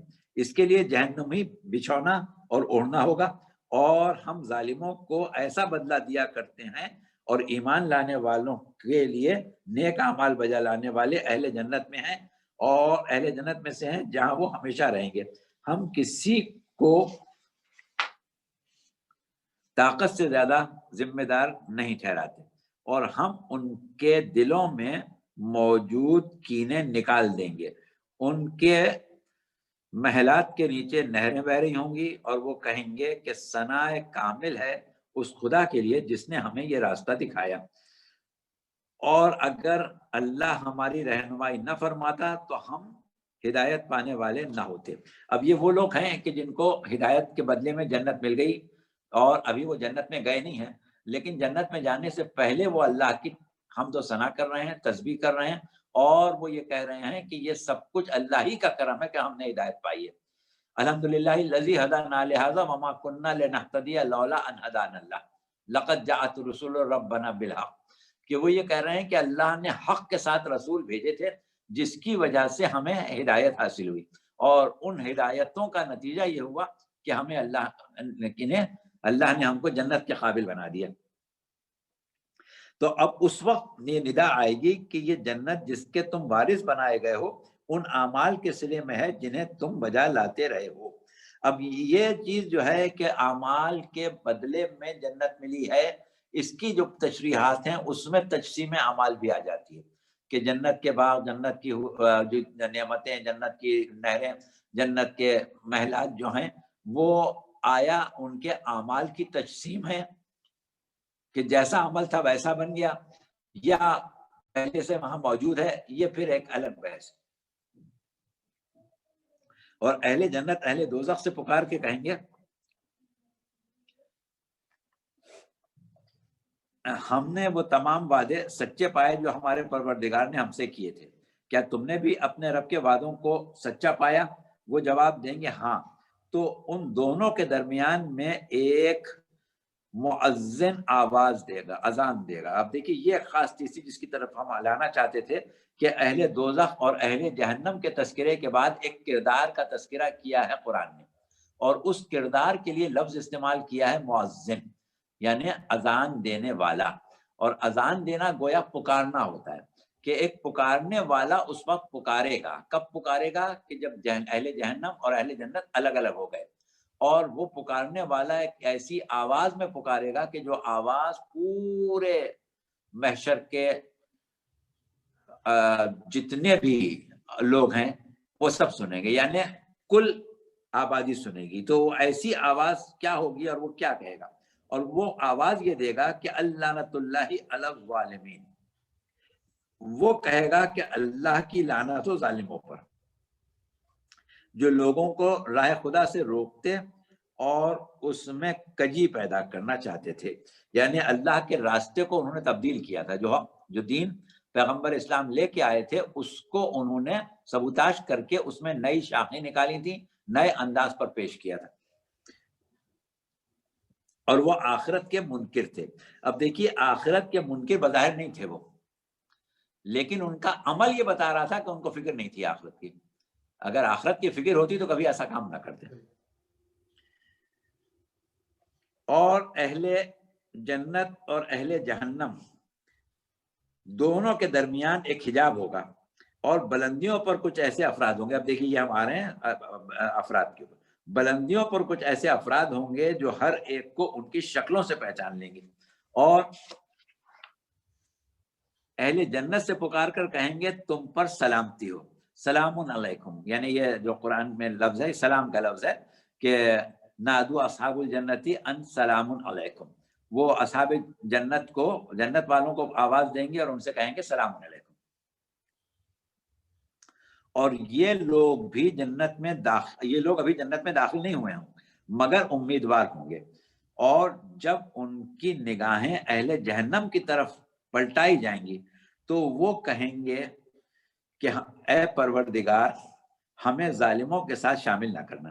یعنی اہل جہنم کو دیکھ کے انہیں ایک بہت ہی خوف سا محسوس ہوگا کہ یہ کیسے لوگ ہیں، کہیں ایسا نہ ہو کہ ہم بھی ان کے ساتھ شامل ہو جائیں۔ وہ اللہ سے دعا کریں گے پروردگار ان سے ہم کو دور رکھنا۔ اور اصحاب اعراف کچھ ایسے لوگوں کو بھی پکاریں گے جنہیں وہ ان کی شکلوں سے پہچانتے ہوں گے، اور کہیں گے آج نہ تو تمہاری جماعت تمہارے کام آئی اور نہ تمہارا تکبر۔ جہنم میں جانے والوں سے وہ کہیں گے کہ دیکھو تمہیں تو بڑا گھمنڈ تھا کہ ہماری بہت بڑی طاقت ہے، ہم تو بہت بڑے جماعت کے ساتھ ہیں، تو اور اس کے اوپر تمہیں تکبر تھا، اب آج دیکھو کچھ کام آ رہا ہے یا نہیں۔ اور اس کے بعد وہ ایک کام اور کریں گے، اور کیا اہل جنت کے بارے میں ان کی طرف اشارہ کر کے یا ان کے بارے میں کہیں گے کہ دیکھو یہ وہی لوگ تو نہیں ہیں کہ جن کے بارے میں تم دنیا میں قسمیں کھاتے تھے کہ ان کی نجات نہیں ہوگی، تو تم تو ان کے بارے میں یہ قسمیں کھاتے تھے کہ ان کی نجات نہیں ہے، تم کو اپنی اکثریت پر بڑا ناز تھا، وہ تو کام آیا نہیں، اور دیکھو یہی لوگ جو ہیں وہ اہل جنت ہیں۔ تو اب اس کے بعد پھر تفصیل ہے اس میں اور مزید، ہم یہاں پر روکے دیتے ہیں کیونکہ یہ تو قیامت کے بارے میں گفتگو بہت لمبی ہو جائے گی۔ اب تھوڑا سا ہم چاہتے ہیں کہ آپ اپنے جو سوالات ہمارے سامعین کے ہیں وہ آ جائیں تاکہ ہم اس کی روشنی میں آگے بڑھیں، کیونکہ اب ہمیں گفتگو کرنا تھی میزان اور میزان سے متعلق ان روایات کے اوپر کہ جو محشر کے بارے میں آئی ہیں، لیکن کیونکہ روایات بہت زیادہ ہیں تو بہتر یہ ہے کہ آج ہم صرف سوالات کے جوابات پر گفتگو ختم کر دیں، پھر انشاءاللہ بعد میں اس پر بات کریں گے۔ ٹھیک ہے، تو اب پہلے جو سوال جو ہے میزان پہ گفتگو کرنے سے پہلے ایک تو محشر کے حوالے سوال ہے کہ محشر کا آپ نے ذکر کیا کہ سب لوگ ہوں گے وہاں اور بہت پریشانی ہوگی اور سب سے بڑی مصیبت ہے محشر کا دن، روز محشر جو ہے، تو یہ کن لوگوں کے لیے سب سے بڑی مصیبت کا دن ہے؟ دیکھیے بات یہ ہے کہ اللہ نے یہ کہا ہے کہ ان الانسان لفی خسر، بے شک انسان جو ہے وہ خسارے میں ہے. تو جب لفظ انسان استعمال کیا تو اس میں سب انسان آ گئے. بعد میں تخصیص کی ہے الا الذین آمنوا وعملوا الصالحات، کہ سوائے ان لوگوں کے کہ جو ایمان لائے اور اعمال صالح انجام دیے. تو اس کے علاوہ باقی سب جو ہیں وہ خسارے میں ہیں. یہاں پر ایک لفظ ہم اور آپ کو بتا دیں کہ خسارہ قرآن میں کئی جگہ آیا ہے اور کہا گیا ہے کہ سب سے بڑا خسارہ وہی ہے کہ جو ان لوگوں کو ہوگا جنہوں نے محشر میں خود اپنے نفوس کو اور اپنے اہل خانہ کے نفوس کا خسارہ کیا. تو خسارہ جو ہے عام طور پر ہم اس کا ترجمہ نقصان کرتے ہیں، لیکن عربی میں نقصان کا لفظ بھی ہے. نقصان عربی کا ہی لفظ ہے، عربی لغت کا لفظ ہے نقصان. تو نقصان کیا نہیں، نقصان یہ ہوتا ہے کہ ہم کو جہاں نفع ہونا تھا وہاں نقصان ہو گیا. مثال کے طور پر ایک آدمی نے 1,00,000 روپیہ کسی کاروبار میں لگایا اس امید پر کہ 1,25,000 مجھے واپس مل جائے گا. اب 1,25,000 کے بجائے اس کو 90,000 ملے تو وہ کہے گا کہ بھائی 10,000 کا نقصان ہو گیا. یا ایک لفظ ہمارے ہاں معاشرے میں استعمال ہوتا ہے نفع میں نقصان، کہ اس کا ارادہ تو یہ تھا کہ 25,000 کماؤں گا لیکن کمائے اس نے 15,000، تو اس نے کہا کہ بھائی یہ تو میرا نفع میں نقصان ہو گیا. ایک چیز یہ ہوتی ہے کہ ایک شخص نے 1,00,000 روپیہ کسی کاروبار میں لگایا اور وہ 1,00,000 روپیہ اس کا کل سرمایہ، کل کیپٹل اور اس کی کل جو پونجی تھی وہ تھی، اور وہ کاروبار ایسا ڈوبا کہ پورے 1,00,000 روپئے لے کے ڈوب گیا. تو اب کیا ہوا کہ نقصان نہیں ہوا، خسارہ ہو گیا. تو قیامت میں انسان خسارے میں ہوگا، یعنی اس کی جو پونجی ہے وہ تو اس کا عرصہ حیات تھا، جو زمین پر دنیا میں اس کو عرصہ حیات ملا تھا وہ تھا. ایک مفسر نے ایک عجیب بات لکھی سورہ والعصر کے جواب میں، کی تفسیر میں، کہ والعصر ان الانسان لفی خسر، کہ بے شک زمانے کی قسم کے انسان جو ہے وہ خسارے میں ہے. تو اب مفسر یہ کہتا ہے کہ یہ آیت میں پڑھتا تھا، بہت غور کرتا تھا کہ کیا مطلب ہوگا اس کا، انسان کا خسارہ کس طریقے سے واقع ہو جائے گا. تو ایک دن میں بازار میں کھڑا ہوا تھا، ایک برف فروش برف بیچ رہا تھا، شدید گرمی کا زمانہ تھا، برف لے کے آیا تھا بیچنے کے لیے، اور برف بیچ رہا تھا، دھوپ کی تمازت سے برف تیزی سے پگھل رہی تھی. تو وہ آوازیں دے رہا تھا لوگوں کو کہ اس پر رحم کرو جس کا سرمایہ گھلا جا رہا ہے، جلدی سے میری برف خرید لو، بہ جائے گی پھر تو کچھ بھی نہیں رہے گا نا. تو اس سے مجھے یہ اندازہ ہوا کہ بے شک انسان کی زندگی جو ہے وہ پگھلتی ہوئی برفی تو ہے. تو جب ایک دفعہ گزر گئی تو خسارہ ہے، پھر کچھ بھی نہیں ہے. اب وہاں جانے کے بعد تو کچھ بھی نہیں ملنا ہے. تو یہ ہے انسان کا خسارہ. تو اب جب انسان پورا کا پورا خسارے میں ہی ہے، کیونکہ وہاں جانے کے بعد جب وہ دیکھے گا کہ اب تو کچھ بھی نہیں رہا، نہ اب ہمیں عرصہ حیات دوبارہ ملنا ہے اور نہ ہم اب دوبارہ اپنے آپ کو سنبھال سکتے ہیں، تو سمجھیں کہ اس نے کیپیٹلی ڈبو دیا. تو اب جب یہ صورتحال سامنے آئے گی تو اس سے بڑی مصیبت اور کیا ہو سکتی ہے. اس اعتبار سے کہا گیا کہ روز قیامت جو ہے مصیبت کا دن. ٹھیک ہے. اچھا ایک سوال اور اس میں یہ آ رہا ہے ذہن میں کہ ہم نے اکثر ہی سنا ہے مجالس میں کہ بھائی محشر میں بی بی آئیں گی اور بی بی فاطمہ، اور وہ منادی صدا دے گا کہ بھائی سب اپنی آنکھیں نیچی کر لیں. تو یہ کس وقت ہے؟ یہ حساب کتاب سے اور صراط پہ جانے سے پہلے جب لوگ جمع ہوئے ہیں میدان محشر میں، اس وقت آئیں گی بی بی؟ جی ہاں، بات یہ ہے کہ قیامت کے میدان میں، محشر کے میدان میں آنے کے لیے ہر شخص کی، جیسا کہ ہم نے کہا کہ کوئی کسی شکل میں آئے گا، کوئی کسی شکل میں آئے گا، کوئی کسی انداز پر آئے گا، کسی کو کسی طریقے سے لایا جائے گا، کوئی وحشی جانور بن کے آئے گا، کوئی کچھ بن کے آئے گا. تو اب سوال یہ پیدا ہوتا ہے کہ خاتون جنت سیدۃ نساء العالمین کیسے آئیں گی؟ تو وہ ایک نور کے ناقے پر سوار ہو کے آئیں گی. اور کیونکہ روایات یہ بتاتی ہیں کہ یہ جو محشر میں لوگوں کا برہنہ حاضر ہونا ہے، لوگوں کا میدان محشر میں کھڑا رہنا ہے، پیدل آنا ہے، یہ تمام چیزیں عام لوگوں کے لیے ہیں. جہاں تک اللہ کے برگزیدہ بندوں کا تعلق ہے، حد یہ کہ مومنین بھی اگر اپنا ایک مقام بارگاہ خدا بندی میں بنا چکے ہیں، اِنَّ أَكْرَمَكُمْ عِنْدَ اللَّهِ أَتْقَاكُمْ، اللہ کے نزدیک، اللہ کی بارگاہ میں سب سے زیادہ مکرم وہ ہے جو زیادہ متقی ہے. یعنی ہر شخص اپنے تقوی کے مطابق بارگاہ خدا بندی میں اپنا مقام پاتا ہے. اللہ کی بارگاہ میں جو لوگوں کے مقامات ہیں وہ ان کے تقوی کے مطابق ہیں. تو وہ لوگ کہ جو تقوی کے ساتھ زندگی گزار کے میدان محشر میں آئے ہیں، ان کو سواریاں ملیں گی، ان کو بہترین لباس ملے گا. یہاں تک تذکرہ ملتا ہے کہ ان کا لباس سفید ہوگا، ان کے جوتے سنہری ہوں گے جیسے سونے کے جوتے پہنے ہوئے ہوں، اور بہت ہی آرام دہ اور سیدھی ہوئی سواریوں پر وہ سوار ہوں گے. اور وہ میدان محشر میں پیدل نہیں چلیں گے، سواریوں پر بیٹھیں گے، لباس پہنیں گے اور سواریوں پر آئیں گے. تو جب عام مومنین جنہوں نے تقوی میں کوئی مقام حاصل کر لیا ہے، ان کو پروردگار عالم یہ مقام دے دے گا، تو وہ ہستیاں کہ جن کی بدولت لوگوں نے یہ مقام حاصل کیا ہے، تو ظاہر ہے کہ ان کو کچھ اور ہی مقام ملے گا. تو اس طریقے سے جناب سیدہ سلام اللہ علیہا جو آئیں گی وہ اس انداز پر آئیں گی کہ اہل محشر کو مطلع کیا جائے گا. جس طریقے سے کوئی بادشاہ اور کوئی سردار آتا ہے تو ایک منادی ندا کرتا ہے، با ادب با ملاحظہ ہوشیار، تو اس طریقے سے آپ تشریف لائیں گی. آپ کو پروردگار عالم وہ عزت عطا کرے گا کہ جس کی آپ مستحق ہیں، اور جو مقام آپ سے دنیا میں چھینا گیا وہ انشاءاللہ دنیا میں ہی ملے گا. وہ ایک الگ مسئلہ ہے. مگر یہ سب ہمارے میزان سے اور صراط سے گزرنے سے پہلے ہوگا، جب انیشیل پیریڈ میں. جی ہاں، یہ بس سمجھیں میدان محشر کی باتیں ہیں سب. میدان میں اچھی بات ہے، ٹھیک ہے. اچھا، آپ نے سورہ اعراف میں ذکر کیا تھا کہ کچھ لوگ جو ہیں وہ بلندی پہ ہوں گے اور وہ دیکھ رہے ہوں گے جنت میں کون جا رہا ہے اور دوزخ میں کون جا رہا ہے، اور وہ ہر زمانے کے امام جو ہے وہ اپنی قوم کے ساتھ آئے گا محشر میں.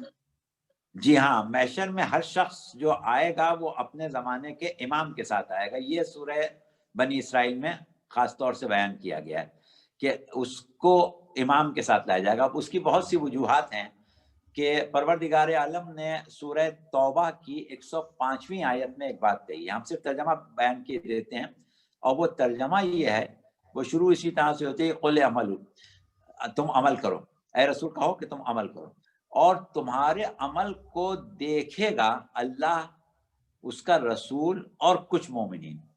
اللہ، اس کا رسول اور مومنین تمہارے عمل کو دیکھیں گے. اب ظاہر ہے کہ عام مومنین تو کسی کے عمل کو نہیں دیکھتے، اللہ تو دیکھتا ہے، سب کو معلوم ہے. اور وہ لوگ کہ جو یہ کہتے ہیں کہ رسول حاضر و ناظر نہیں ہے، ان کے لیے بھی یہ جواب ہے سورہ توبہ کی 105ویں آیت میں کہ اللہ نے اپنے دیکھنے کا ذکر کیا، رسول کے دیکھنے کا ذکر کیا. تو ہم یہاں پر مطلب یہ لیتے ہیں کہ پیغمبر اسلام صلی اللہ علیہ وآلہ وسلم اعمال کے گواہ ہیں، کیونکہ آپ ہر عمل کو دیکھ رہے ہیں، اور ہر زمانے کا امام جو ہے اس کی خدمت میں عمل پیش کیا جاتا ہے، وہ اس کے گواہ ہے. اب یہ وہ ہستیاں ہیں جو اعمال کی گواہ ہیں. تو جب انسان قیامت میں حساب کتاب کے لیے آئے گا تو اللہ ان کے ساتھ بلائے گا جو اس کے عمل کے گواہ ہیں، جنہوں نے اس کے عمل کو نیت کے ساتھ دیکھا ہے. جیسے مثال کے طور پر آپ روزانہ ہمیں یہ دیکھتے تھے کہ ہم نماز میں آتے ہیں، آپ قیامت میں یہ تو گواہی دے دیں گے کہ میں نے ان کو ہر نماز میں دیکھا ہے، 5 وقت کی نماز میں ہی آتے تھے.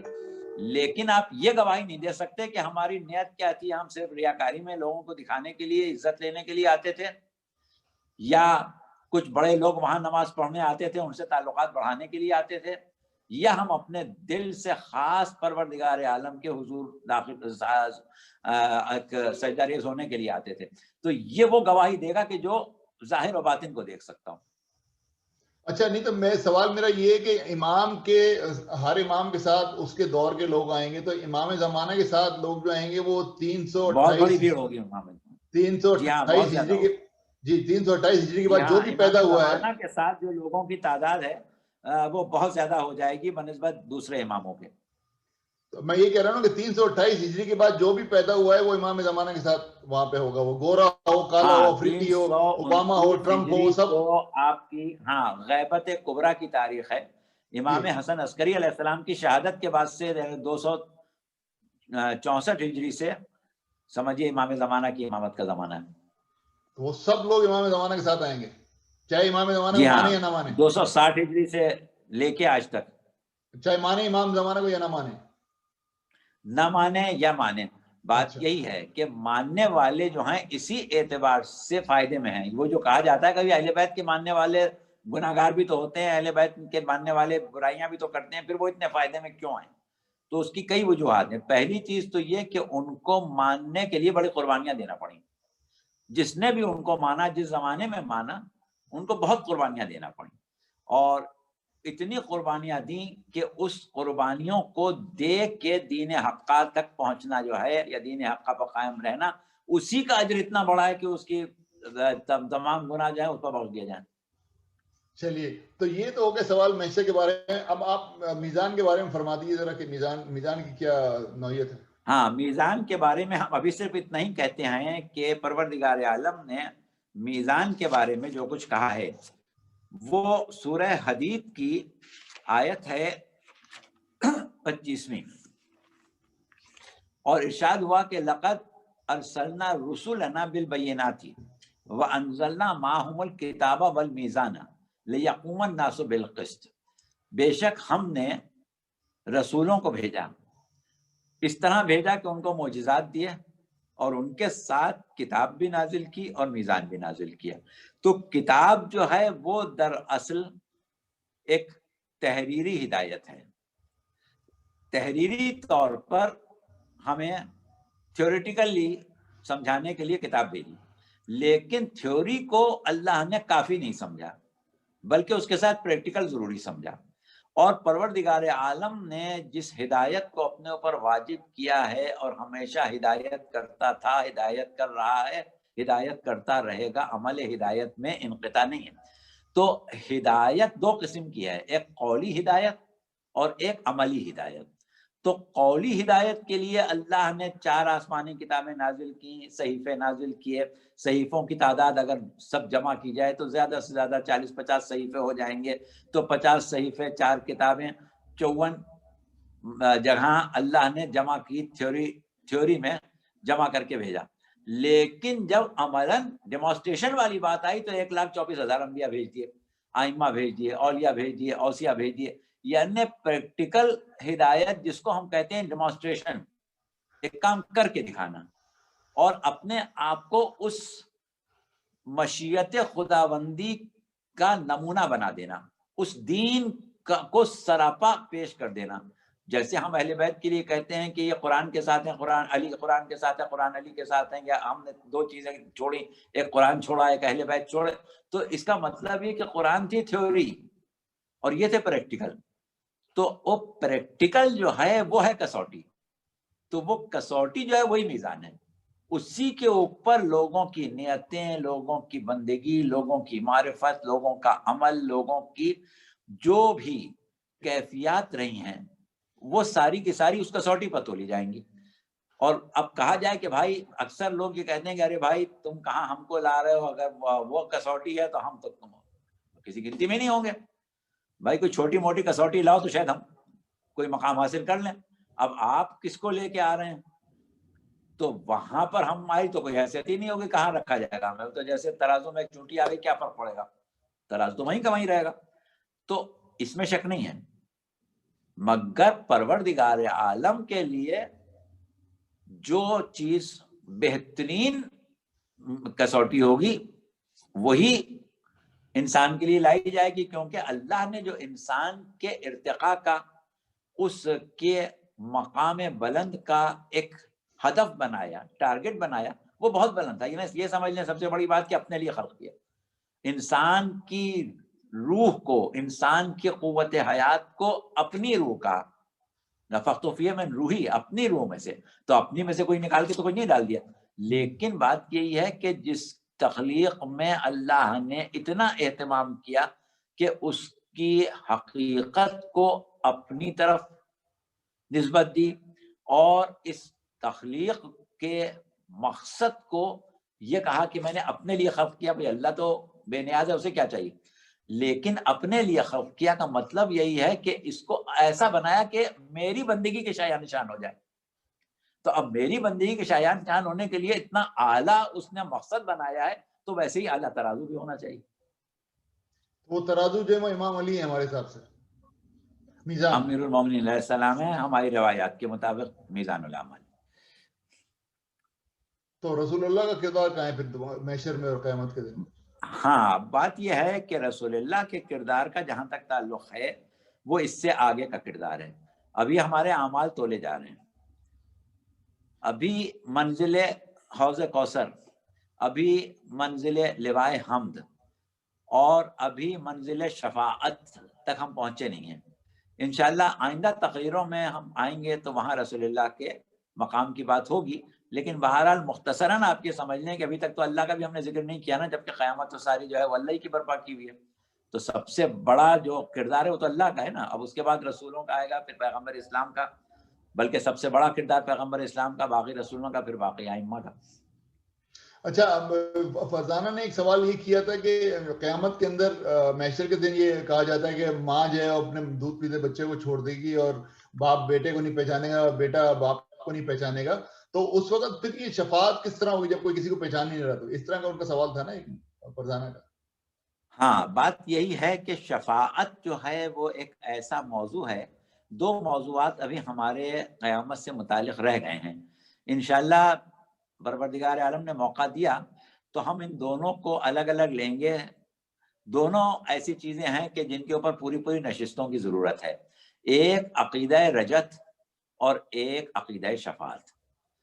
کیونکہ جب ہم یہ کہتے ہیں کہ پروردگار عالم باقاعدہ قرآن میں بار بار کہہ رہا ہے کہ تمہارا ذرہ برابر بھی جو عمل ہے اس کو تم دیکھو گے، خواہ وہ نیکی ہے خواہ برائی ہے. دوسری طرف یہ کہہ رہا ہے کہ ذرہ برابر کسی پر ظلم نہیں ہوگا. ہر ایک کے ساتھ وہی فیصلہ ہوگا کہ جس کو وہ خود گواہی دے گا کہ اس سے بہتر فیصلہ نہیں ہو سکتا تھا. وہ جو لوگوں کے ذہن میں سوال آتے ہیں نا کہ وہ بیچارہ اس کا کیا ہوگا، اس کا کیا ہوگا، وہ تو کوئی بھی ایسا نہیں ہے جس کا کے بارے میں ایسی صورتحال پیدا ہو کہ وہ کہے کہ یہ کیا میرے ساتھ ناانصافی ہو گئی. ایسا کچھ نہیں ہوگا. ہر شخص یہ کہے گا کہ بھائی میرا انجام اس سے برا ہونا چاہیے تھا اگر اللہ فضل و کرم کرنے والا نہ ہوتا. یہ تو اللہ فضل و کرم کرنے والا تھا کہ میں بچ گیا، ورنہ اس سے برا انجام ہونا چاہیے تھا. جو انجام ہوا ہے اس سے اچھا ہو ہی نہیں سکتا تھا. ہر شخص خود یہ گواہی دے گا. تو اب ایسی حالت میں ہم شفاعت کی بات کر رہے ہیں کہ کچھ لوگ ایسے ہیں جن کی شفاعت ہو جائے گی. تو اب جو شفاعت کا معاملہ ہے وہ بنیادی طور پر روز حساب، روز الفصل، فیصلے کا دن، اس سے ٹکراتا ہے. یعنی یہ بظاہر ایک ایسی چیز لگتی ہے جیسے معاشرے میں سفارش، نااہل کو وہ چیز دے دینا جس کا وہ اہل نہیں ہے. یہ کسی معاشرے میں اچھی چیز نہیں سمجھی جاتی کہ آپ کسی کو وہ مقام دلوا دیں جس کا وہ اہل نہیں ہے. تو یہ سفارش ہوئی نا، اور سفارش تو کہیں بھی اچھی نہیں سمجھی جاتی. تو پھر یہ شفاعت کیا چیز ہے؟ آیا سفارش ہی ہے؟ یعنی ہمارے ذہن میں شفاعت کا تصور سفارش ہے کہ بھائی ہم تو اس قابل نہیں ہوں گے، وہ کہیں گے کہ بھائی اس کو بھیج دو، مولا پاس کرا دیں گے ہمیں. ہاں. تو اب سوال یہ کہ اللہ جب قیامت برپا اس لیے کر رہا ہے کہ لوگوں کو ذرہ برابر نیکی ہے تو اس کی جزا دیں اور ذرہ برابر برائی ہے تو اس کی سزا دیں. تو یہ ہم ایسے کیسے پہنچ گئے؟ تو اس کے اوپر انشاءاللہ تفصیل سے بات کریں گے، کیونکہ قرآن میں شفاعت کے بارے میں بہت آیتیں ہیں. ایک دو آیتیں نہیں ہیں، بہت سی آیتیں ہیں. ٹھیک ہے، شفاعت پہ بات کر لیں گے کیونکہ یہ ذرا ہمارے ٹریک سے ذرا ہٹ گیا ہے. جو ہمارا موضوع گفتگو ہے وہ تو اس وقت یعنی روز محشر اور میزان ہے نا. تو یہ پھر سوال جو ہے وہ اس وقت کر لیں گے، اس حساب سے گفتگو کر لیں گے. شفاعت پہ جو انہوں نے سوال کیا تھا تو میں نے کہا وہ سوال کر لیں.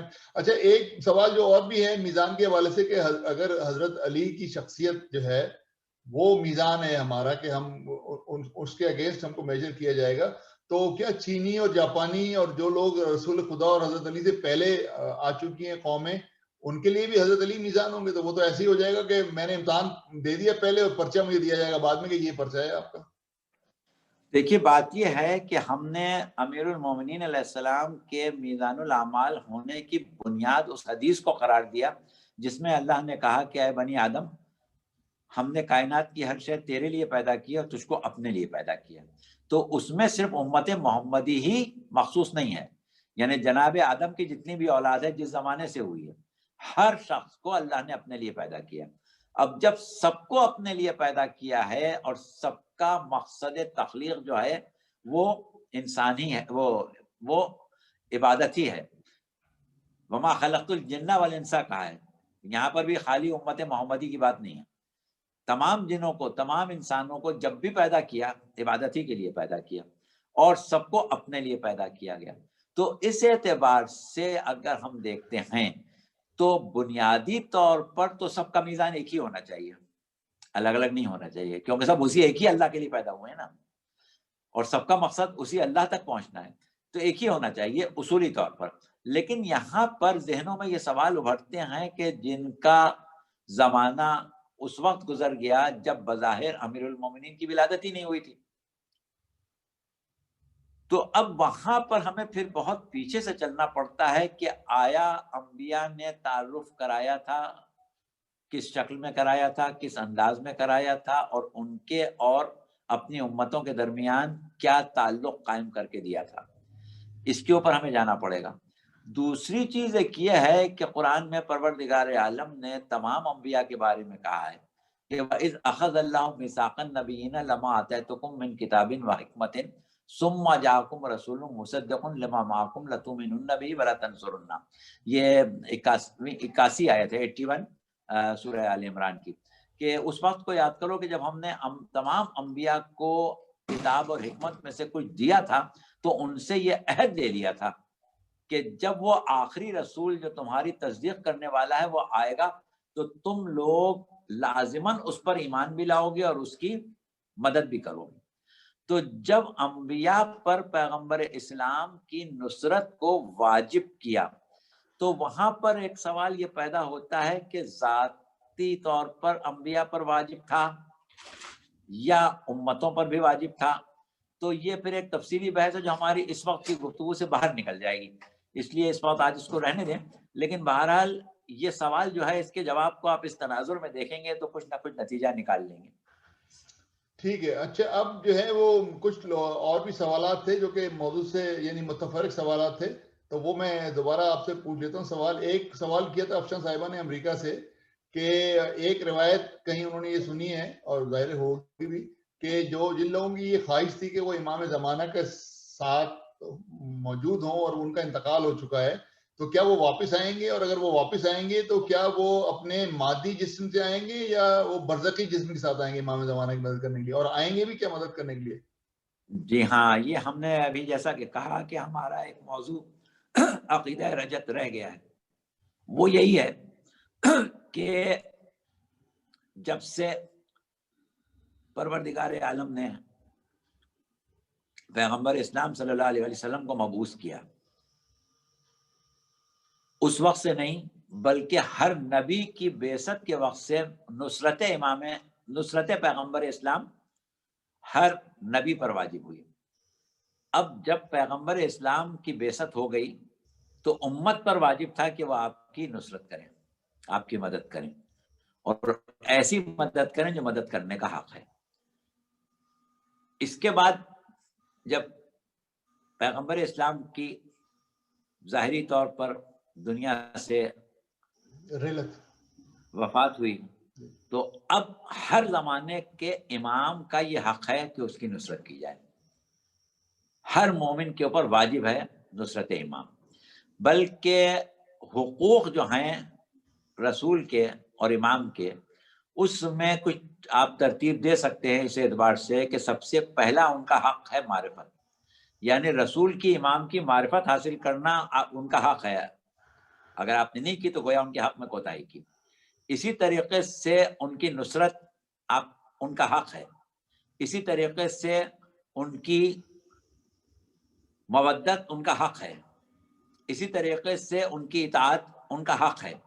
تو اب جو شخص اس حق نصرت کو ادا کر رہا ہے نیت سے، عمل سے، یا اس وقت اس کے لیے جو کچھ ممکن ہے، کیونکہ ظاہر اب امام سامنے نہیں ہے تو تلوار لے کے تو امام کے ساتھ نہیں لڑ رہا ہے وہ، لیکن ان امور کو انجام دے رہا ہے جو اس سے امام چاہتے ہیں، تو گویا وہ اپنے آپ کو ایک استحقاق عطا کر رہا ہے، یا پروردگار عالم کی بارگاہ سے اس کو استحقاق عطا ہو رہا ہے نصرت امام کا۔ اب جس نے نصرت امام کا استحقاق حاصل کر لیا، اب وہ مر گیا،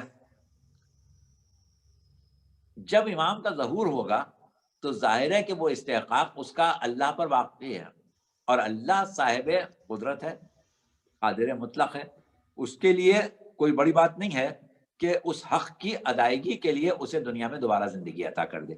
اور اس کی مثالیں جو ہیں وہ وہی ہیں کہ جناب عیسیٰ مردوں کو زندہ کر دیتے تھے، اسی طریقے سے وہ حضرت ابراہیم کا واقعہ بہت ہے، مطلب انشاءاللہ رجب کے اوپر بات کریں گے تو پوری نشست میں بات کریں گے۔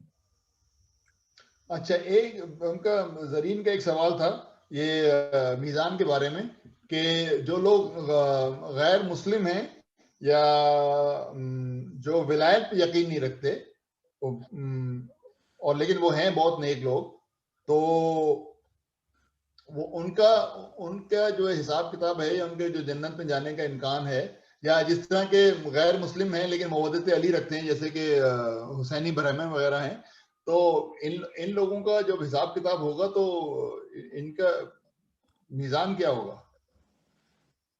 دیکھیے بات یہ ہے کہ نیکی جو ہے نا، ہم اس کا تعین نہیں کر سکتے کہ نیکی کیا ہے۔ پروردگار عالم جس کو نیکی سمجھے وہ نیکی ہے، اور نیکی کے لیے سب سے اہم چیز جو ہے وہ ضروری ہے کہ اس کے لیے عمل کیا جائے جو خالق و مالک ہے۔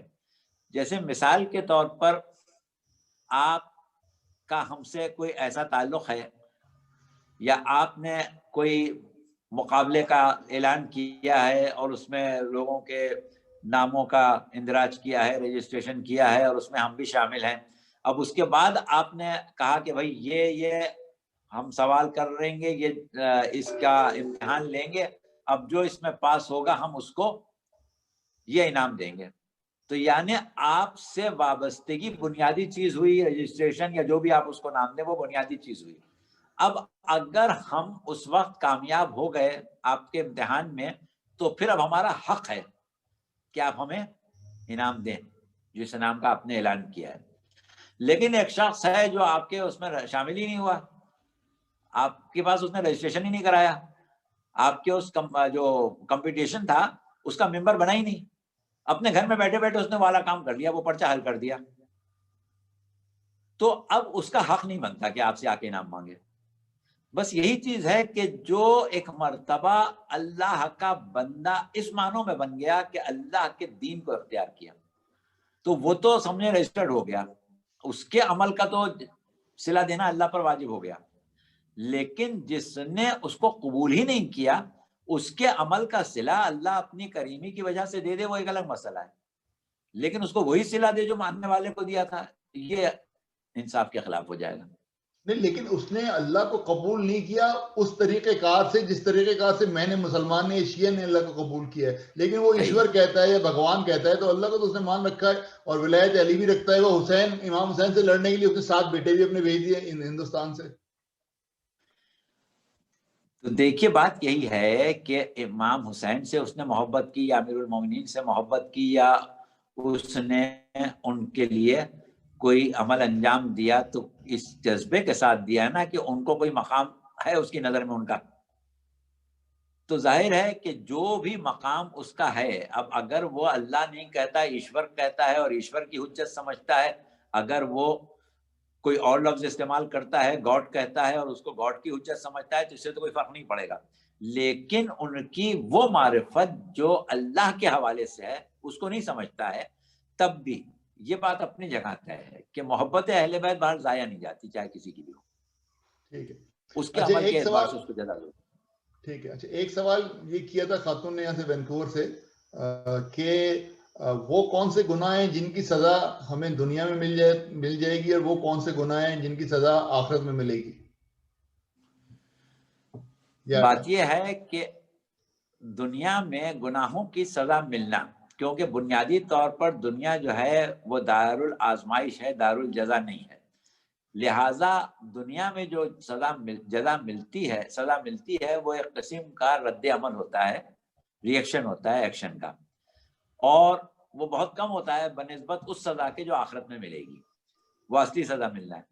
تو اب ہوتا یہ ہے کہ بہت سے گناہ ایسے ہیں جس کی کوئی فہرست بنانا تو مشکل ہے، لیکن بہت سے گناہ ایسے ہیں کہ جن کی فوری طور پر سزا دنیا میں اللہ دے دیتا ہے۔ ایک تکبر ہے، ایک والدین کی نافرمانی ہے، اور اسی طریقے سے بعض اوقات مظالم ہیں، قطع رحمی ہے کہ قطع رحمی کرتا ہے تو عمر کم ہو جاتی ہے، صلہ رحمی کرتا ہے عمر بڑھ جاتی ہے، اطاعت والدین کرتا ہے روزی کشادہ ہو جاتی ہے، اطاعت والدین نہیں کرتا مصیبت میں مبتلا ہو جاتا ہے۔ یا بعض گناہ ایسے ہوتے ہیں کہ جن کے طبیعی اثرات جو ہیں ان کا تذکرہ ہمیں احادیث میں بھی ملتا ہے، دعاؤں میں بھی ملتا ہے۔ جیسے پیغمبر اسلام کی ایک حدیث ہے کہ بعض گناہ ایسے ہیں جو سیکھے ہوئے علوم پر نسیان طاری کر دیتے ہیں، جو سیکھا تھا وہ بھول گیا۔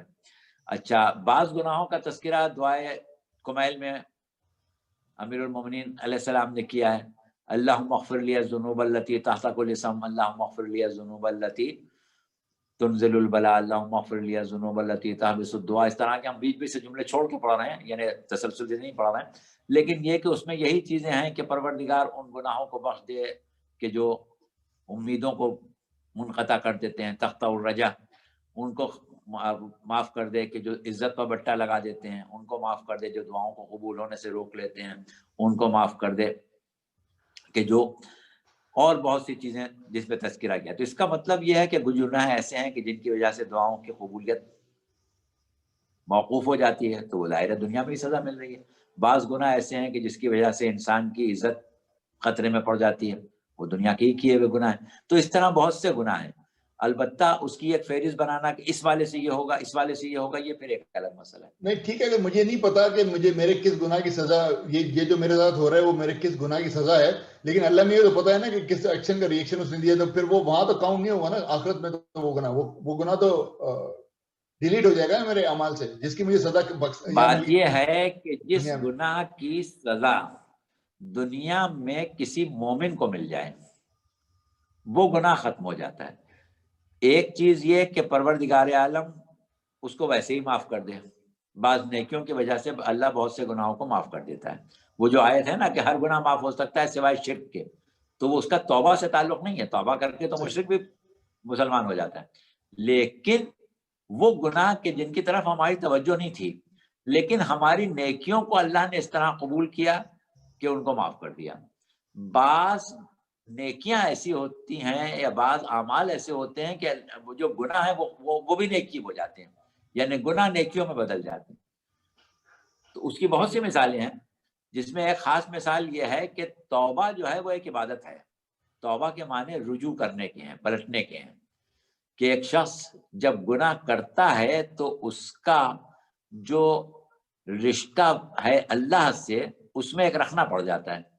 اب جب وہ اس کے اوپر توبہ استغفار کرتا ہے تو وہ پلٹتا ہے اللہ کی طرف، نادم ہوتا ہے، تو ندامت اور گناہوں کی تلافی، اگر کوئی ایسا گناہ کیا ہے جس کی تلافی کر سکتا ہے اس کی تلافی، اس کے بعد توبہ، اس کے بعد ندامت، اس کے بعد پروردگار عالم سے شرمندگی، اور بار بار اپنے گناہ کو یاد کر کے افسوس کرنا، یہ وہ چیزیں ہیں کہ اس کو اللہ اتنا پسند کرتا ہے کہ وہ جو اس نے گناہ کیا وہ تو ختم ہوا ہی ہوا، اب جو وہ توبہ کر رہا ہے اس کا اجر الگ لکھا جا رہا ہے، یعنی کیا تھا اس نے گناہ، اب توبہ جو ہے اس نے نیکی میں بدل دیا اس کو۔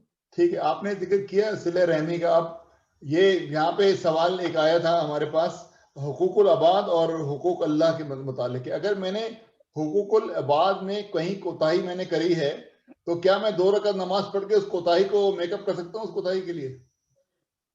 بات یہ ہے کہ مثال کے طور پہ 2 رکعت نماز ہاں حقوق اللہ اور حقوق العباد میں جو چیزیں ہمارے پاس روایات اور احادیث میں ملتی ہیں وہ یہ ہیں کہ ایک ایسا شخص ہے کہ جو نماز پڑھتا ہے بہت پابندی سے، وقت کے اوپر پڑھتا ہے، اول وقت پڑھتا ہے، بڑے خضوع و خشوع سے پڑھتا ہے، روزے رکھتا ہے، واجب بھی مستحب بھی، حج بھی کر رہا ہے، عمرے بھی کر رہا ہے، اللہ کے حق میں کافی حد تک وہ مستعد ہے، لیکن بندوں کے اوپر مہربان نہیں ہے، بندوں کے ساتھ اس کا سلوک اچھا نہیں ہے، بندوں کے حقوق کی طرف اس کی توجہ نہیں ہے، بندوں کے ساتھ اس کا رویہ اچھا نہیں ہے، تو ایسے شخص کی نجات مشکل ہے بنسبت اس شخص کے کہ جس کی عبادات اور ریاضات اور تسبیحات میں کمی رہ گئی ہے،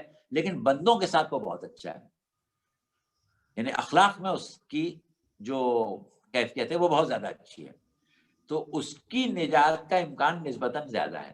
ایک چیز تو یہ ہے، اور دوسری چیز وہی والی بات ہے کہ بندوں کے ساتھ انسان کا جیسا بھی سلوک ہے وہی اس کا محشر ہے، اسی انداز پر اس کا محشر ہے، تو ظاہر ہے کہ جس نے بندوں کے ساتھ اچھا نہیں کیا ہے تو اللہ تو غفور و رحیم ہے، بہت سی چیزوں کو معاف کر دیتا ہے۔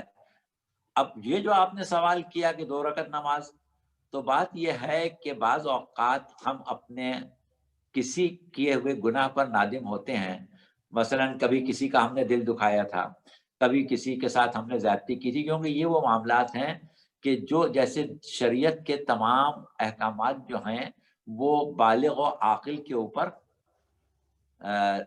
منطبق ہوتے ہیں، یعنی ایک نابالغ بچے نے نماز نہیں پڑھی تو ظاہر اس سے نہیں پوچھا جائے گا، لیکن وہ امور کے جو جس سے دوسرے کو نقصان ہوا، مثلا ایک نابالغ بچہ کسی کا نقصان کر دیتا ہے، پتھر مار کے اس نے کسی کا شیشہ توڑ دیا، یا نابالغ بچے نے برابر والے بچے سے لڑائی میں یا بغیر لڑائی کے اس کی پینسل توڑ دی، یا اس کے کپڑوں کے اوپر روشنائی ڈال کے اس کے کپڑے خراب کر دیے، تو اب اس وقت تو ہم یہ کہیں گے بچہ تھا، ناسمجھ تھا، ہو گیا، لیکن یہ اس کو بالغ ہونے کے بعد اس کا جواب ہے، اس کو اس کی تلافی کرنا پڑے گی، جب تک نابالغ ہے جب تک تلافی نہیں ہے، بالغ ہونے کے بعد اس تلافی کرنا پڑے گی، سوچنا پڑے گا میں نے بچپن میں کسی بچے کو مارا تو نہیں تھا، اپنے سے کمزور بچے کو تھپڑ مار دیا تھا یا دھکا دے کے گرا دیا تھا، لات مار دی تھی، تو اب بالغ ہونے کے بعد اس کو اس کی تلافی کرنا ہے، جب تک نابالغ تھا جب تک تو چھوڑ دیا جائے گا، بالغ اس ہونے کی کے بعد تلافی کس طرح ہوگی،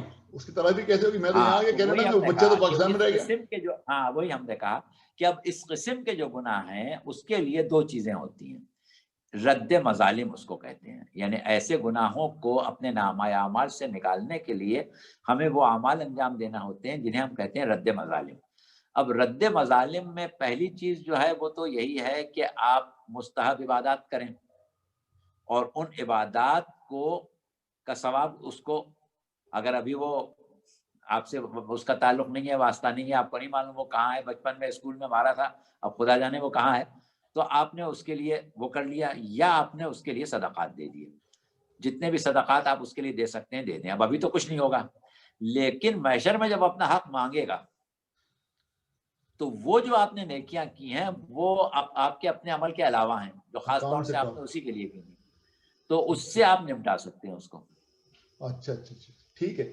اچھا، ایک سوال حسن زیدی بھائی نے کیا تھا کہ میرے خیال ہے کہ کچھ ایسا سوال تھا کہ دین میں اور مذہب میں کیا فرق ہے، ایسا کچھ سوال انہوں نے شاید کیا تھا۔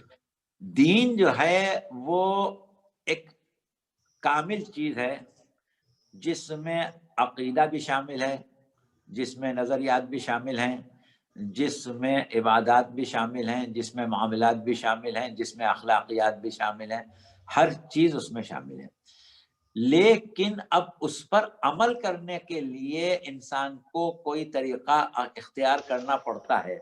اگر عالم اسلام میں فرقے نہ بنتے اور لوگ اپنے اپنے فرقوں میں نہ بٹتے تو جو دین ہوتا وہی مذہب ہوتا، دین میں مذہب میں کوئی فرق نہ ہوتا، لیکن کیونکہ فرقے بن گئے، راستے الگ الگ بن گئے، طریقے الگ الگ بن گئے، دین کو سمجھنے کے مختلف معیار اور مختلف زاویے بن گئے، تو اب دین تو اپنی جگہ محکم، اپنی جگہ ایک چیز ہے، لیکن اس پر عمل کرنے کا جو راستہ ہے وہ مذہب ہے، تو اس اعتبار سے دین اور مذہب میں تو فرق نہیں ہوا، لیکن مذہب اور مذہب میں فرق ہو گیا۔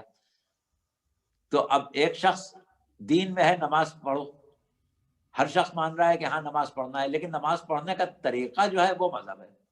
روزہ تو سب مان رہے ہیں وہ دین ہے، فروع دین ہے، لیکن روزہ رکھنے کا طریقہ مذہب ہے. اچھا ٹھیک ہے. اچھا ایک سوال امریکہ سے کیا تھا رضوان بھائی نے خمس کے بارے میں کہ خمس کا جو حکم ہے وہ کب آیا اور اس کی کیا تفصیل ہے خمس کی؟ ہاں تو سورہ انفال کی 41ویں آیت ہے جو کہ 10ویں پارے کی پہلی آیت ہے، جس میں پروردگار عالم نے کہا ہے کہ جان لو کہ جب تمہیں کوئی غنیمت حاصل ہو جائے تو اس کا 5واں حصہ اللہ کا ہے، اس کے رسول کا اور اس کے قرابت داروں کا. یہی آیت خمس ہے، اور اس کی روح سے جب تمہیں غنیمت حاصل ہوگی تو اس کا 5واں حصہ جو ہے وہ تمہیں نکالنا پڑے گا 20%. اب لفظ غنیمت استعمال ہوا ہے قرآن میں. عام مسلمان لفظ غنیمت کی تفسیر مال غنیمت کرتے ہیں، لیکن ہمارے علماء نے لفظ غنیمت جو ہے اس کو 7 چیزوں میں بیان کیا ہے، جس میں کسب بھی ہے، جس میں دفینے کا ملنا بھی ہے، جس میں خزانے کا ملنا بھی ہے، جس میں ایک کافر ذمہ کا مسلمان سے زمین خریدنا بھی ہے. بہرحال وہ خمس کے مسائل ہیں اپنی جگہ، تو اس کا 5واں حصہ جو ہے وہ ہمیں نکالنا ہوتا ہے. اچھا اب اس کے اندر خمس کے اندر 2 پارٹ ہے نا، ایک تو سہم امام ہے اور ایک سہم سادات ہے. تو اب سہم امام تو غیبت کے اندر ہے، تو وہ سہم امام جو ہے وہ اس کا کیا جائے گا؟ یہ ان کا دوسرا سوال تھا. ہاں تو بات یہی ہے کہ امام کی غیبت میں جو نظام ائمہ نے عہد عسکریین میں بیان کر دیا اور ایک مرکزیت قائم کر دی تمام مومنوں کے درمیان، تو اس مرکزیت میں ہمیں اس خمس کو اسی طریقے سے پہنچانا پڑے گا کہ جس طرح ہم امام کے زمانے میں امام کو پہنچا دیتے تھے. اب وہ مرکزیت جو ہے وہ مراجعین کے ذریعے قائم ہوئی ہے، لہٰذا جس کی تقلید کرے انسان، یا اگر ایک انسان تقلید نہیں کرتا احتیاط پر عمل کرتا ہے، تو پھر وہ بھی جس کو اس وقت کا سب سے بڑا فقیہ سمجھتا ہے اس تک اسے پہنچانا پڑے گا. ٹھیک ہے، اچھی بات ہے، بہت بہت شکریہ مولانا. میرا خیال ہے کہ اب کسی کے پاس کوئی سوال باقی نہیں رہا، سارے سوال ہم نے کور کر لیے. تو آج گفتگو کو یہیں ہم روکتے ہیں اور اگلے پروگرام میں ہم شروع کریں گے انشاءاللہ. مزید میزان کے اوپر بات ہوگی اور نامہ اعمال پہ بات ہوگی. تو آپ کا بہت بہت شکریہ، اور آپ بھی شکریہ ادا کر دیے. اچھا بہت بہت شکریہ ہمارے سامعین کا بھی اور ہمارے میزبان ڈاکٹر محمد اکبر صاحب کا بھی، کہ اس پروگرام کے طفیل بہت سی باتیں لوگوں تک پہنچ جاتی ہیں اور ہمیں بھی موقع ملتا ہے کہ ہم یہ خدمت انجام دے سکیں.